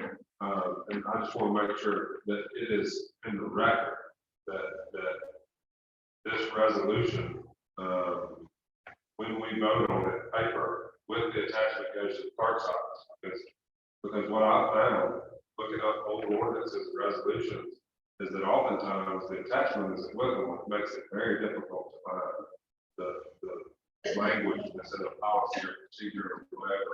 This attached to the resolution. If it's not attached in the record, then it may be lost. Hey, Councilman Carmichael, if you really want to create a true and accurate record of this, it needs to be attached, as you stated, but also within the 4 corners of the resolution, it needs to be mentioned that attachment label A, attachment B, attachment C. It needs to be directly identified on there if you really want to create a real record of this. And so I would suggest that some language in there, you see it all the time, attorney. This is a language attachment included as exhibit A or whatever you want to call it. And that be attached to the resolution. Remember, when we're voting on the resolution, we're voting on approval of that policy, all intent. And that way, once anybody comes in and reviews our records, any auditors, whatever, they got that right there with the clerk. You make the clerk's job easier, and you also create a really, really good record. Mr. President, I can even respond now, I'll wait until Councilwoman Thomas asks her question and respond. Okay, yeah, because I'm pretty, go ahead, Councilman Thomas. Oh, he already. Oh, you're good? They got, they get that on. Okay, let's put this one to a rest by two. Go ahead, Councilman, attorney. I knew you meant. The point was raised before, at least twice down the road. What I said, if you recall, was that you, the council, I was looking at you, Mr. President, like I'm doing that. I said, you, the council, the tri-stats representative, and the mayor, I suggested have a discussion and come back and tell me what you want to do, because I was being asked a question that I didn't have the answer to. Recall? I got you, man. Well, how about this? Go ahead, Councilman Thomas, then we're gonna ask something for the body. Go ahead, Councilman. I don't think we're asking a question, we're requesting that the attachment be included. I was actually right. So, and I do want to make this statement. We have prolonged this, I know, for at least a month and a half. So if we don't have this done by Tuesday, then it's gonna put it off even further. So if we can just get clarification tonight, as to what we need to include in this resolution, so that we can get this done by Tuesday, then, I mean, because it's holding up priority. You're right. And so what I'm gonna do now, so that we can move this ball down the field, is I'm gonna ask the council, is there any objection in the chair requesting that the attorney include in the resolution that the attachment, and you could call it attachment A, which is the policy, and that policy be attached to the resolution, and that be sent, that the new resolution with this language in there and the attachment be sent to us before Tuesday. Is there any objection from anybody doing that? No. It's time to put this one to rest. Yes. So, Mr. Attorney, the council is requesting that you add the language The policy is included as attachment A. That be added in the document, and that you also attach the document to the resolution. And that this document be emailed to the council prior to Tuesday's meeting. So that we can review it, our own selves, and then we can take an up or down vote on this on Tuesday. Are we all on one accord with that? Yeah. Are we all on one accord on this side? Okay.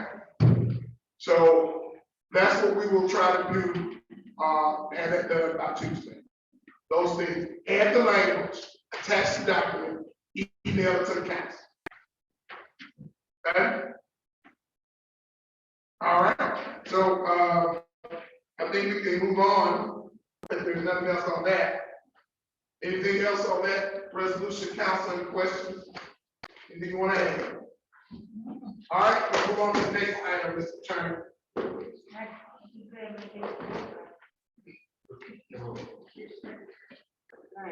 Item number 4, resolution R 153-21/22. Resolution regarding the city of Selma's reimbursement for first responder salaries through the American Rescue Plan Act. Whereas the American Rescue Plan Act established state and local coronavirus fiscal recovery funds, in parentheses fiscal recovery funds, and whereas pursuant to ARPA $350 billion has been transferred to states and units of local government to respond to the COVID-19 health crisis and its negative economic impacts on their communities, residents, and businesses. And whereas the city of Selma is the recipient of fiscal recovery funds, whereas the city of Selma is authorized under the ARPA guidelines section supporting the public health response to the use of funds that cover qualified public safety expenses, payroll and public benefits expenses for public health, healthcare, human services, public safety, and similar employees to the extent that they work on the COVID-19 response. For public health and safety workers, recipients can use these funds to cover the full payroll and cover benefits costs for employees operating units and divisions primarily dedicated to COVID-19 response. And whereas the city of Selma's consultant has reviewed and identified $1,620,435.49 in reimbursable public safety / first responder salaries. Now therefore be it resolved that the city council of the city of Selma has authorized the transfer of funds to the city's general account. The city of Selma will follow all the guidelines for the reimbursement of funds. Be it further resolved that any questions about all the guidelines should be addressed to the consultant, and all the justification documentation should be on file with the authorized city officials. Okay. Council, we have before us the resolution as read by the attorney. Item number 4. Are there any questions about the resolution? R 153-21/22. Yes, ma'am. Yes, ma'am.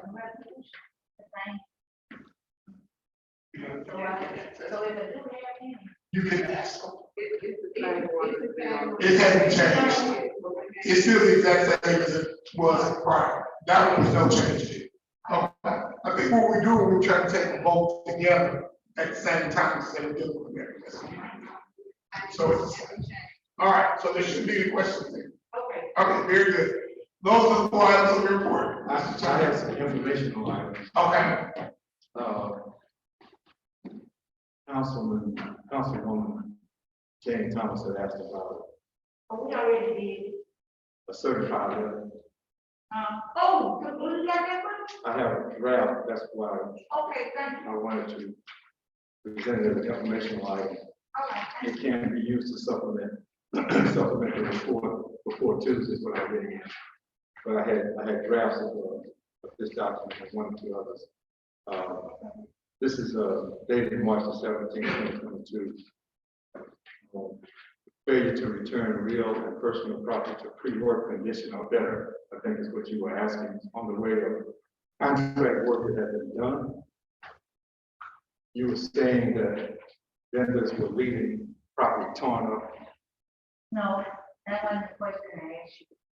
I asked you a question of the contract that we have coming into our area working, that, when they get through with some, make sure that, I want to know the language in the contract, that they will keep the area put back like it was, you know.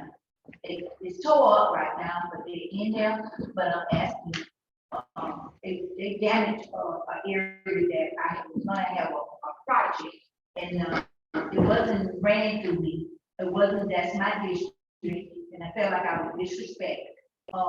They brought all the equipment in on an area there where I took years to grow this grass, and now it is nothing but destroyed.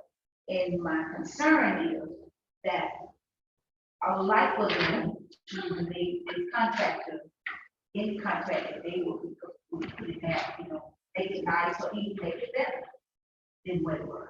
That's what my concern is.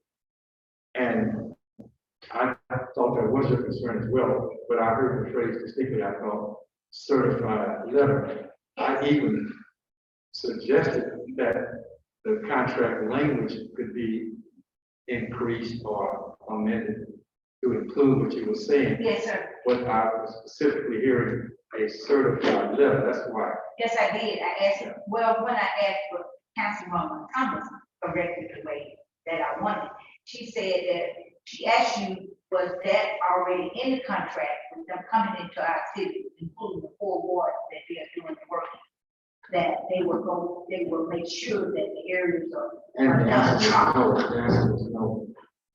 The answer to that question is no. The answer to that question is no. No? So that's why we have to let. Oh, okay, yeah. I need That's why I didn't present it on my report. I also asked, I think, somewhere for clarification of that issue before I presented it to the council in writing, because I wasn't sure, 100% sure, that you would ask for a certified letter or revision of the contract itself. So they did say no, they did not. He's saying that no, that language is not in the contract. Oh, can you make sure that? Sure, it can be added as another requirement of the contract. Okay, I would like for that to be added. The other informational item was a request for a 60-day notice requirement for the council to waive fees for events in the city of Selma. That was also a request from you, Councilman Thomas, if I recall. And the answer to that question is yes, most certainly. And since it involves money and a permanent act, it should more than likely be in ordinance form as opposed to a resolution. Can I clarify that? I'd like to go back on that resolution, because I think we need to discuss, there's some things that we about that. So I'm going to take that off the record. I'm going to take that off. And Councilman Thomas, you want him to take that information and present it in the administrative committee? yes. I think that would be so. Mr. Attorney, the information that you have, whenever Councilwoman Christie Thomas calls for the administrative committee, we will ask that you present it at that time. Yes. Is that okay? Yes, that's what I'm.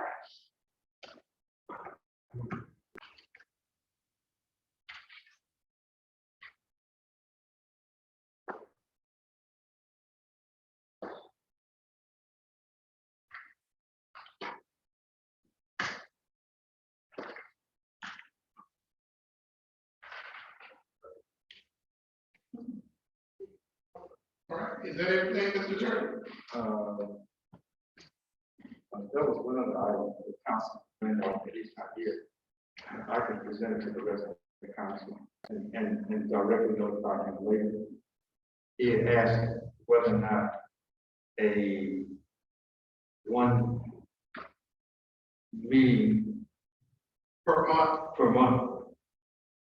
allowance was lawful.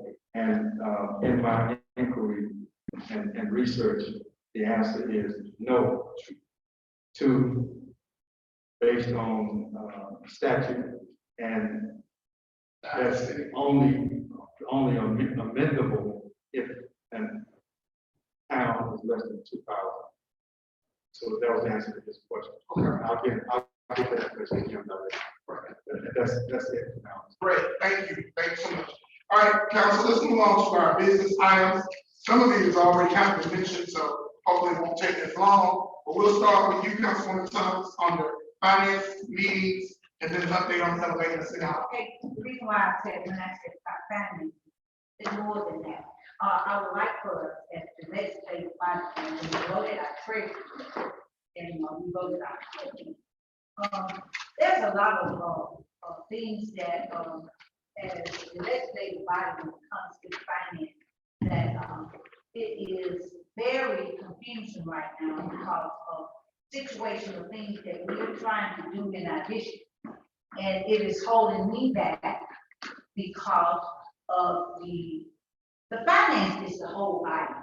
And in the near future, I would like for the treasurer, when we have these finance meetings, it's not a one-man thing when they be discussing about the budget.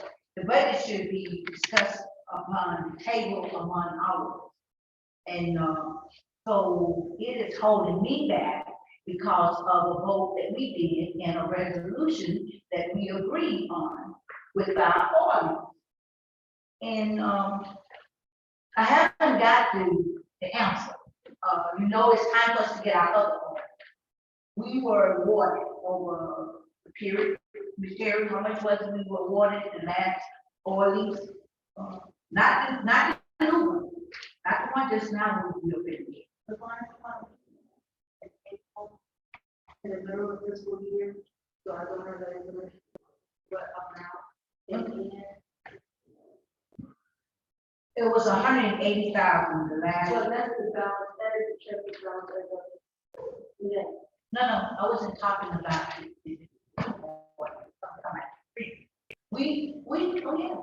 I mean, sometimes I'm trying to follow this, that's all. Okay, no, I'm not talking about the new money that came in. I know we did that. The previous money that we were discussing, when we first got it last year, 2021. 2021, we got over 180. Yeah, 180 some thousand. The mayor came before us saying to ask us to give up our ordinance at that time to do a project.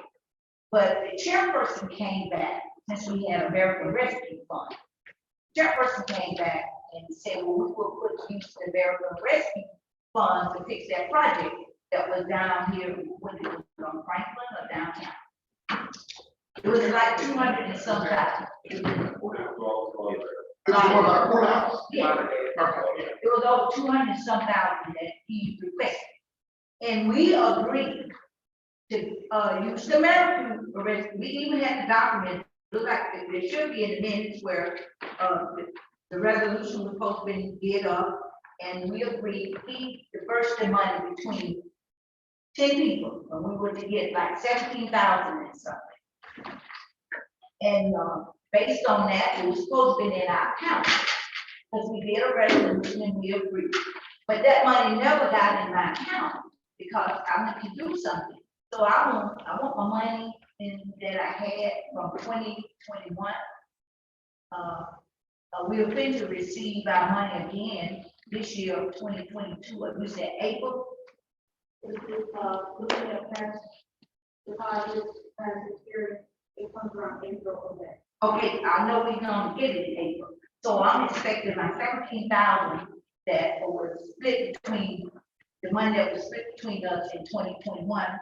And now I'm looking forward for the other money that we're supposed to get in April. And because there are some dying things that I need to do in Ward 7, and I can't do it because my money is not in there. And that's why I was telling Mr. That's why I tell y'all, it's not a one-person show when it comes to finance. It's whole body.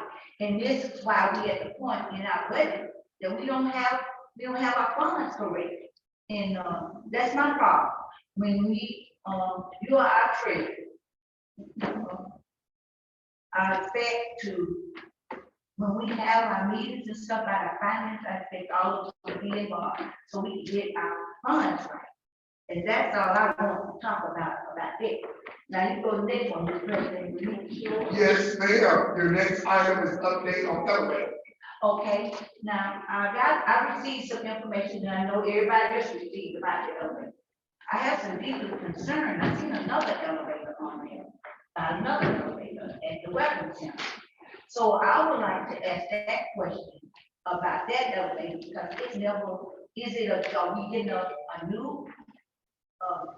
We have somebody to explain it to us, Mayor. I think mayor's up here. Mayor, can you explain it to us? It just needs repairing, it's not in service, it's fine.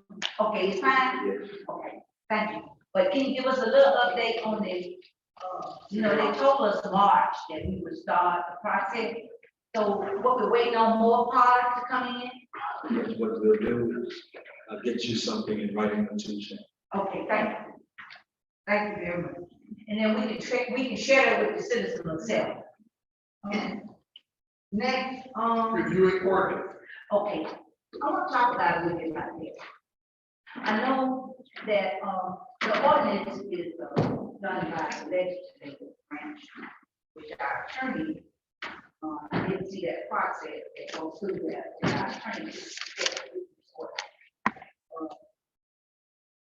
In my duties in, handbook for council, that require the Alabama municipality, the guideline that it was for the legislature, come from the legislature, right?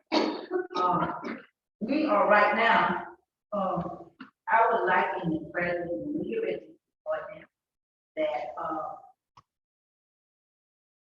our attorney make sure that, he presents this ordinance to us, so in thank and I would love for all of us take the initiative to review these ordinances that we are being brought before us, because there are things that, we catch ourselves not looking at, and then we find ourselves in a situation where we vote on ordinance and, request that we have asked for an attorney to make some changes, that would affect the citizen itself.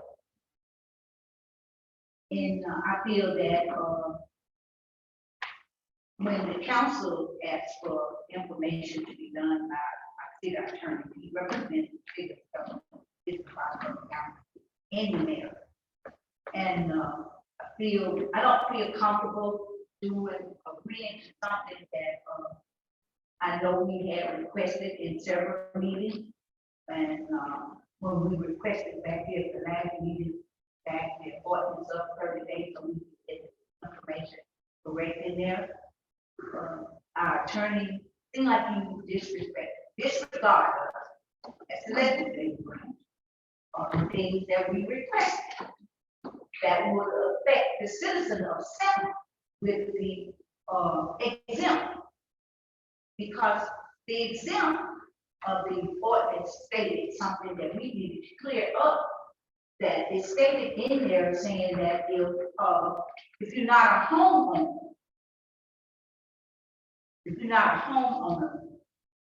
you will not be able to exempt the garbage. And we brought that to his attention. Those are some of the things we have brought to his attention. And I just want to the legislative body to understand, we are the ones that make that decision to make it better for the city of Selma with the laws or policies that we put in place. Whatever the attorney bring us or whatever the mayor gives us. So when we make these decisions, that we are on the right track. And I think the reason why I wanted to speak of that because he is our attorney. And once an ordinance is given to us by our attorney, he is supposed to be able to look over the language of the steps of that. And when the legislative body comes to give you a recommendation of something that we like you to go back and review and set the date back and correct it before it affects the citizens of Selma, that's very important to us. That's all I want to talk about. Okay, proceed. My project. I have some projects that I've been working for the last 4 years trying to serve the citizens. And 1 year of this administration has passed. We're into our second year. There were work orders put in where I require, I hate for my citizens to be. I hate for my citizens to be what them. And I'm the representative of that board. And I represent to do things right for the city itself. And I try to stay within the limits of the but I have put a work order in 3 or 4 times. We need to find a way to get these projects in Ward 7 taken care of. I'm tired of looking at, I know if I have my money, I can do what I need to do. I have bad holes in the street, but simple things I have to ask the engineer to come out. He has looked at from last year, and he said that public works is doing these things, but we got the equipment. On LL Anderson, for the last 3 years, 4 years, I have a big hole in the middle of the street, the barrel is sitting in there. And Ray Hall came out and said, this is a simple problem that we, y'all have the backhoe or whatever to fix it and pack it back with dirt and put the asphalt on. So I put that in, I've been waiting, I haven't got it done, we voted for all the new equipment and it hasn't came yet. It's a project between me and Sam Randolph. It looks bad on Phil Pike. Right there, before you enter the intersection of Broad Street. It's terrible. The barrel is a big hole. The more it rains, the bigger the hole is. And these are some things that I know that we've been trying to get done. And I would like for whatever it takes, that we have to use our money to get this taken care of, because it's too long is too long. We need to get this paid. My next project, 4 years ago, I've been trying to take care of this on tree. We have the drain, but we have where he's a disabled lady, Mr. White. He has called me from last year to this year, called yesterday. She's willing to spend her money to find a way for the ambulance and the doctors that come into her residence, where the water sits. Whenever it rains, the water don't move. And then the people that come to take care of her, they got to, step in the water, or the car in the water. So I talked to Mr. Ray, and I told him that if we could take care of her, wow, I would love to take care of her. Done this 5th year. So I got some ongoing projects that I want to reach out and do what I need to do to serve the citizens. I need to wait for all the time. And that's the end of my report. That's the end of my report. Thank you, Councilwoman Thomas. Now we'll go to Councilman Carmichael's item, city attorney. Okay, this is not new, this is something that's been brought up before. And there are issues that I think are holding back the city of Selma, dealing with our city attorney. This matter, because he is an appointed official, must be discussed in the public meeting. I sent a memo out to everyone, those concerned. Councilman Harville and I came up with those concerns, and I'd just like to have a discussion about it if there's any concerns tonight. Because I think, in my opinion, look for another attorney, so that the city can meet the fee, we can move forward all the way. And those concerns are well spelled out in that memo. Seeing if anybody wants a discussion about it, do I need to read that memo?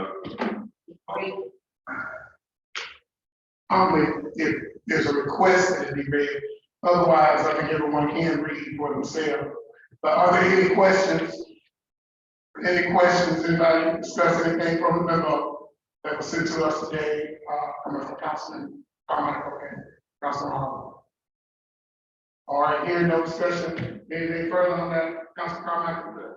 I'm just, want y'all to know, I'm gonna try to move on it on Tuesday. All right. Moving on, budget amendments, we've been talking about those tonight. The mayor presented several in his report that we need to review and hopefully act upon.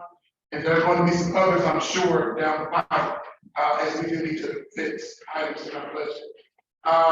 So we'll move on from that. Oh, Councilman Harvey, and that leads into the reports from the committee. When do you want to do your finance committee? Thursday. Next Thursday. And so you're gonna give the mayor, I think you said, to make sure it's He's gonna send you stone. Okay, all right. So that'll take care of some of that budget related stuff. We talked about that during the finance committee meeting. Any other committees want to report at this time? We'll start with Councilman Thomas and Councilman Martin. Since the mayor is here and, we over the public building committee had, we requested for Mr. Harvey and sent the mayor. How many times you requested for this, Mr. Harvey? Maybe once, maybe twice. I mean, once for sure. I don't think it, maybe twice. And I know at the time we had some things were going on. Yeah. But, I would like to, as the chairperson, if, Harvey will,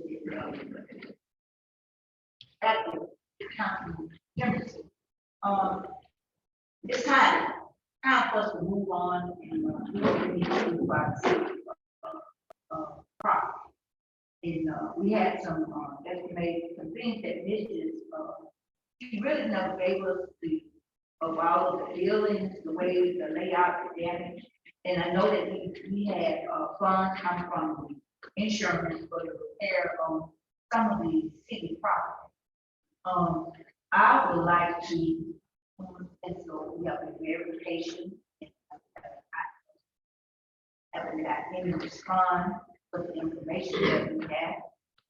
And the total amount was the repairing of the property. Mr. Harvey, what was the total amount that it cost if we did city buildings up? Yeah, well, I mean, there was several line items, and then there was one sum total of like 378.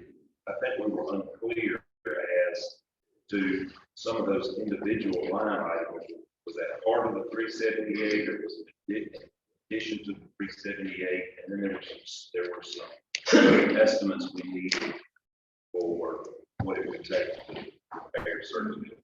Okay, and that information was emailed to the mayor's office by the committee, when it served on the committee, and we have not gotten it back. Have been working like with the request of the mayor and the email have sent, our secretary has been sending it, and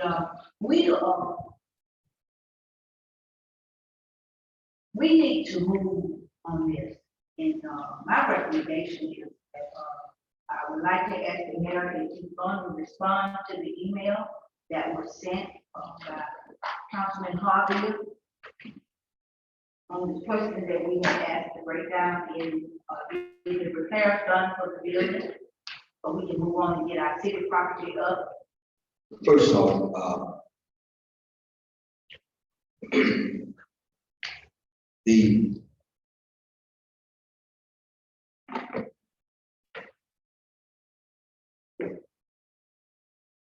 the council, when you make a request, the administration, you have a tendency to not consider the full workload of the departments of the administration. We don't come in every day just to answer your emails. And that's a fact. That's just true. Their day-to-day operations involves a lot. And we are prioritizing. You asked, I'm answering. Okay. Okay. We are prioritizing the work and the responses. And we are dealing with them as swiftly as we can. The other issue is this. I did not want to give a partial answer on just the buildings issue. I wanted to come up with a holistic approach to dealing with that and then meet with the finance committee. When you asked for the meeting, I was busy with personal affairs and was hoping that we could reschedule the meeting timely. We said Thursday, I'm fine with that. But to stand here or sit here and report that we are being negligent and not responsive to the request of the council, I think is disingenuous and wrong. The other thing is this. I'm going to go ahead and speak to one issue. I noticed, and I made an outburst, Mr. President, and I apologize for that. When I asked the question, why are we talking about this? The reason I did that was because the city council, the city's attorney, was trying to answer questions or being asked questions about department level functions that he has no knowledge of. The information that he's putting in these documents are coming from departments. The information, the answers to the questions that you were asking would have come from code enforcement and not from the city attorney, specific to the specific question that was being asked. And I want you to also consider this. The councilwoman asked that we submit our agenda for the council on Tuesday before the Thursday work session. The council president, with all due respect, we get the work session agenda on Thursday as well. And even, and we work really hard to try to get everything together and to actually coordinate and collaborate. We have not complained about that. It's just a timing issue, and it is a labor issue. We don't have the money to hire additional people to do all of these things and do it on the time schedule that you demand. And quite frankly, the law does not even give you the opportunity to tell us when or how to do it. You ask, you make the request, we schedule the work, we try to get it done as swiftly as we can, and we try to make sure that the answers are correct. So the timing of the reports is something that we're gonna have to just work through. And if you get a request from us on our work session agenda and you can't respond to it on Tuesday, go. Then we'll go ahead and continue to carry it forward. You can deal with it in the next meeting. But we get it to you as soon as we can get it to you. And we have done that, and you have put some on the consent agenda because they're clear. Others, we have to have further discussion. When we have that discussion, we answer those questions, then we move forward with it. I'm okay with that. I am. But I'm not okay with trying to make sure that all of the department heads, some start work at 6 a.m., some start at 7, 8, and then they be here all day and then have them to sit here for 2 hours in a meeting, and I don't know whether they're going to be needed or not. It's a management issue. And so I just ask that instead of coming in and challenging us and saying, why hasn't your public works project been done in your neighborhood? Well, other public works projects have been done. It's just the one in your neighborhood hasn't been done yet. We have to prioritize based on those resources. And just because you appropriate the money to do it, that don't mean we can buy a pipe. We gotta get the pipe. The engineers have to do the specifications. There's a lot of things that be going on. The project managers have to get the projects in place. These things are, I don't know how you used to do it, but we are actually trying to do this stuff the right way. We are. We are. Can I speak on your? I'm not finished. You asked. I asked a question, but something I asked you, you're going to. There was, well, I'm answering a lot of different issues. I waited, and I just want to go ahead and give it all. There were several of them. The other thing that came up, Council President, was the issue about the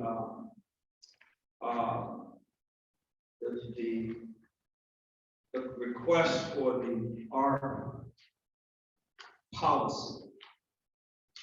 I wanted to have a discussion with you and the finance chair to establish a distinction between policy and procedure. I think that's an important distinction. And in the finance committee, we can have that conversation. And at that time, I think we can come up with what we need. I don't know if we're gonna be able to do it between now and Tuesday. It's left up to you. But if we can, I'm willing to have a conversation and we can establish the difference between the two so that we can move forward. But I was the person, and no, I have not had time to stop and deal with that specific issue. And I said to everyone, wait until I have an opportunity to resolve it before we move forward. I have to schedule these things based on time and availability. Right, Yeah. and then on the, and I hear you, in regards to the American Rescue Plan, funds, we have those two items, those two resolutions on the agenda for Tuesday. But, if you believe it was beneficial for us to have that discussion in the finance committee meeting, I mean, we've held off on them this long. I think it would be appropriate to have those come up during the finance committee meeting. And what we could do is do a special call to pass those afterwards, once we have a clear understanding. Because before we vote on anything, we do need to make sure all parties clearly understand the parameters of that relationship. Correct, and with the ARP funds, it started at 300,000, Councilman Harville, but it's much more than that in terms of the building needs. And we wanted to be as comprehensive as we could. And so we didn't just look at what we needed for that. We had to figure out how to spread all of the monies that we have so that we could actually get as much done as we could. So, Man, I do think though, now in regards to the second resolution, where we make those funds unrestricted, yes.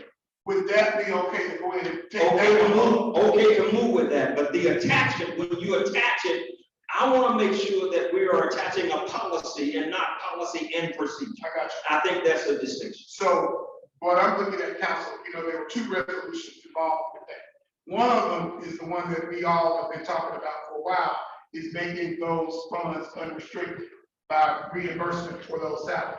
We actually could take that one up, and because I'm not hearing any disagreement on that. The one where we do need to have, and I'm not saying disagreement, but understanding. The one that we do need more understanding on is that first resolution that we can take up during the finance committee meeting. Would there be any objection on that we do take up the vote on the one making it unrestricted? Any objection on voting on that too?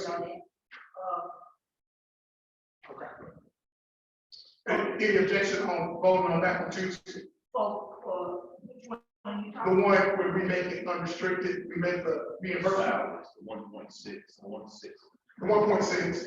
So what is the 1.6 salary increase on what? No, it's, we're using our funds. What we're doing with that $1.6 million in salaries that we pay in the public safety for those months. Well, under the rescue plan fund, we can get reimbursed that. I will vote on that. No, we didn't vote on that one. That's the one I'm saying, can we vote on that one too? Vote on Okay, that. so we're on one accord with that. On that first resolution, the one where we talk about the policy tonight and all of that, we're talking about, let's have additional conversation on that one in our finance committee meeting on Thursday. But there still needs to be some clarity provided on both sides. So we'll take that one up when we have our discussion at finance committee meeting. So we're gonna bring that same policy back up, that add what we were talking about. What we were talking about tonight, we're gonna bring that back up next Thursday at the finance committee meeting. Okay. Yes, ma'am. Okay, Mr. Mayor. My final issue, the issue is not an issue, but it's a response to something that surfaced and Councilwoman Jamie Thomas raised it. It had to do with the exemptions in the garbage process. Keep in mind, council, and I don't, in the interest of time, I'm not going to do the dollar version, I'll give you the nickel version of what's really. Keep in mind, we are only concerned with, we are only dealing with property owners. The relationship between a tenant and a property owner is not the city, is no longer the city's concern. As per the ordinance that has already been passed. That's why only property owners are currently eligible for the exemption, because we're not billing the tenants. And we cannot control the relationship between the property owner and the tenant, if they have one. And but listen, we have gone through it. Now, I do know that the council did a vote to delay the implementation of the ordinance. I took exception to it, and I put that exception in writing because you passed an ordinance which is law. And you can't change the law with a straight vote from the council. And so I said, no, we don't need to do that. And I made the suggestion, no, we don't need to do that because it would create additional liability for the city because the vendor has already gone out and invested a substantial amount of money to implement based on what we have in the ordinance, in the contract, and in the resolution that was passed by this council. And so at that point, the implementation date was the 13th. So we wouldn't have had time to stop the process because the investments have already been made. The garbage cans have already been distributed to houses that need garbage cans. All of the investments have been done. So we're gonna pull the trigger and say, no, we're gonna stop now for 30 days. We're gonna get sued. You know, so listen. But I'm just, Hold on. all I'm saying is. Hold on 1 second, hold on. Yeah. Everybody, hold on. Everybody.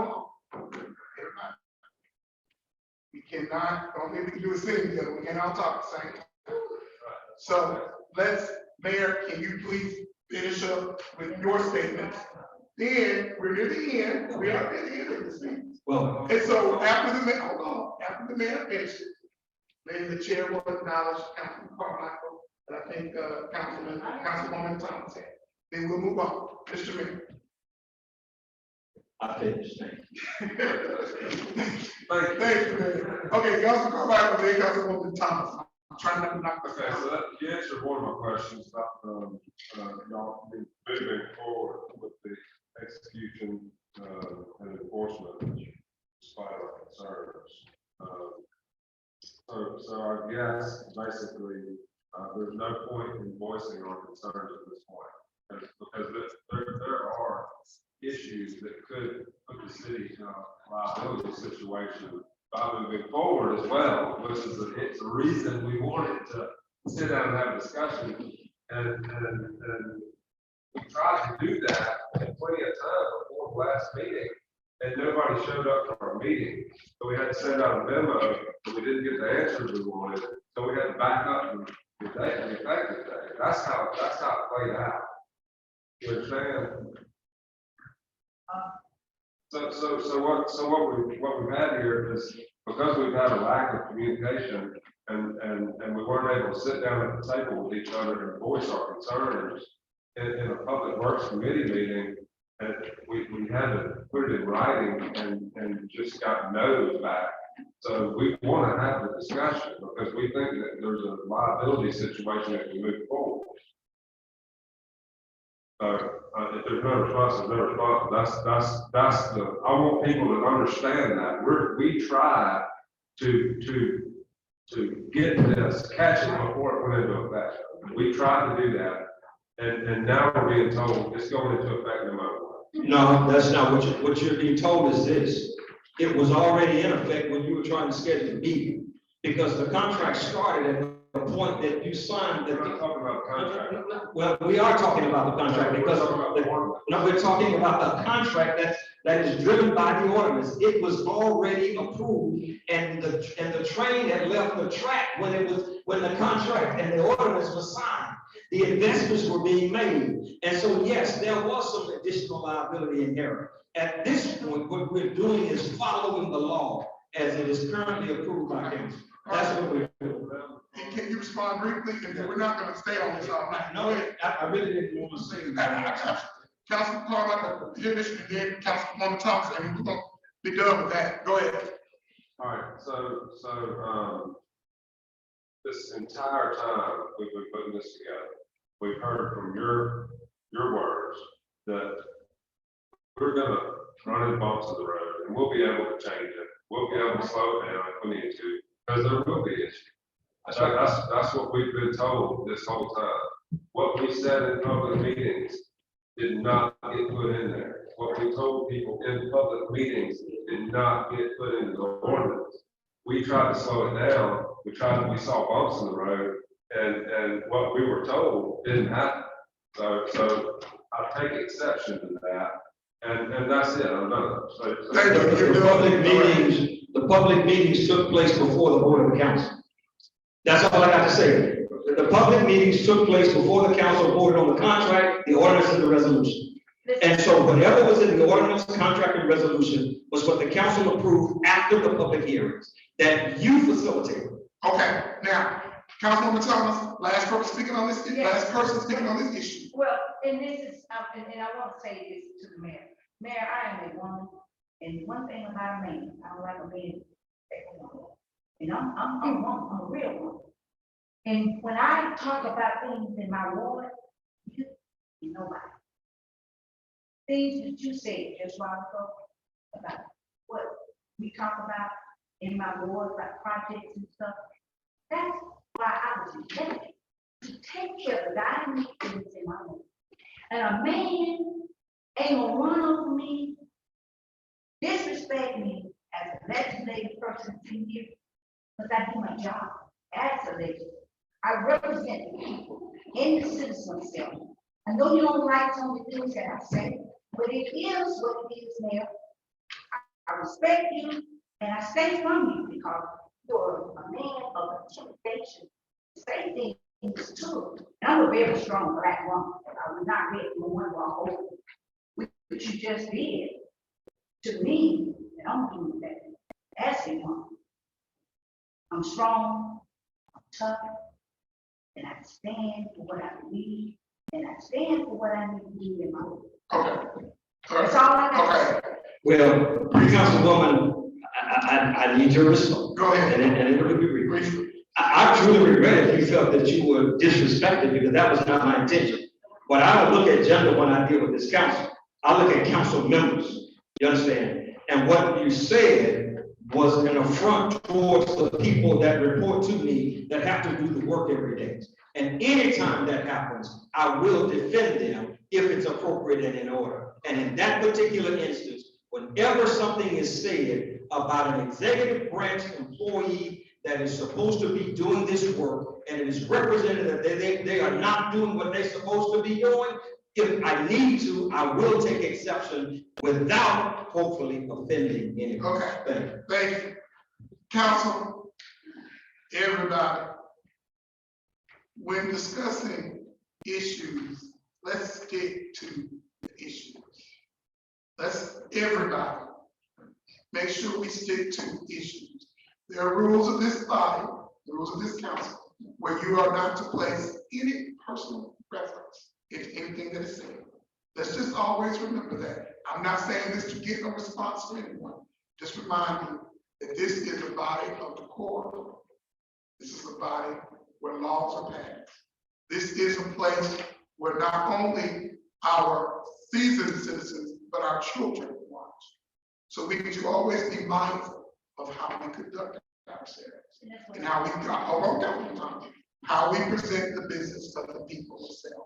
So let's just remember that we got a lot to discuss tonight. I hope we'll be able to take the requisite votes on Tuesday. There being no further business of the Selma City Council, we thank everybody for coming. This meeting stands adjourned.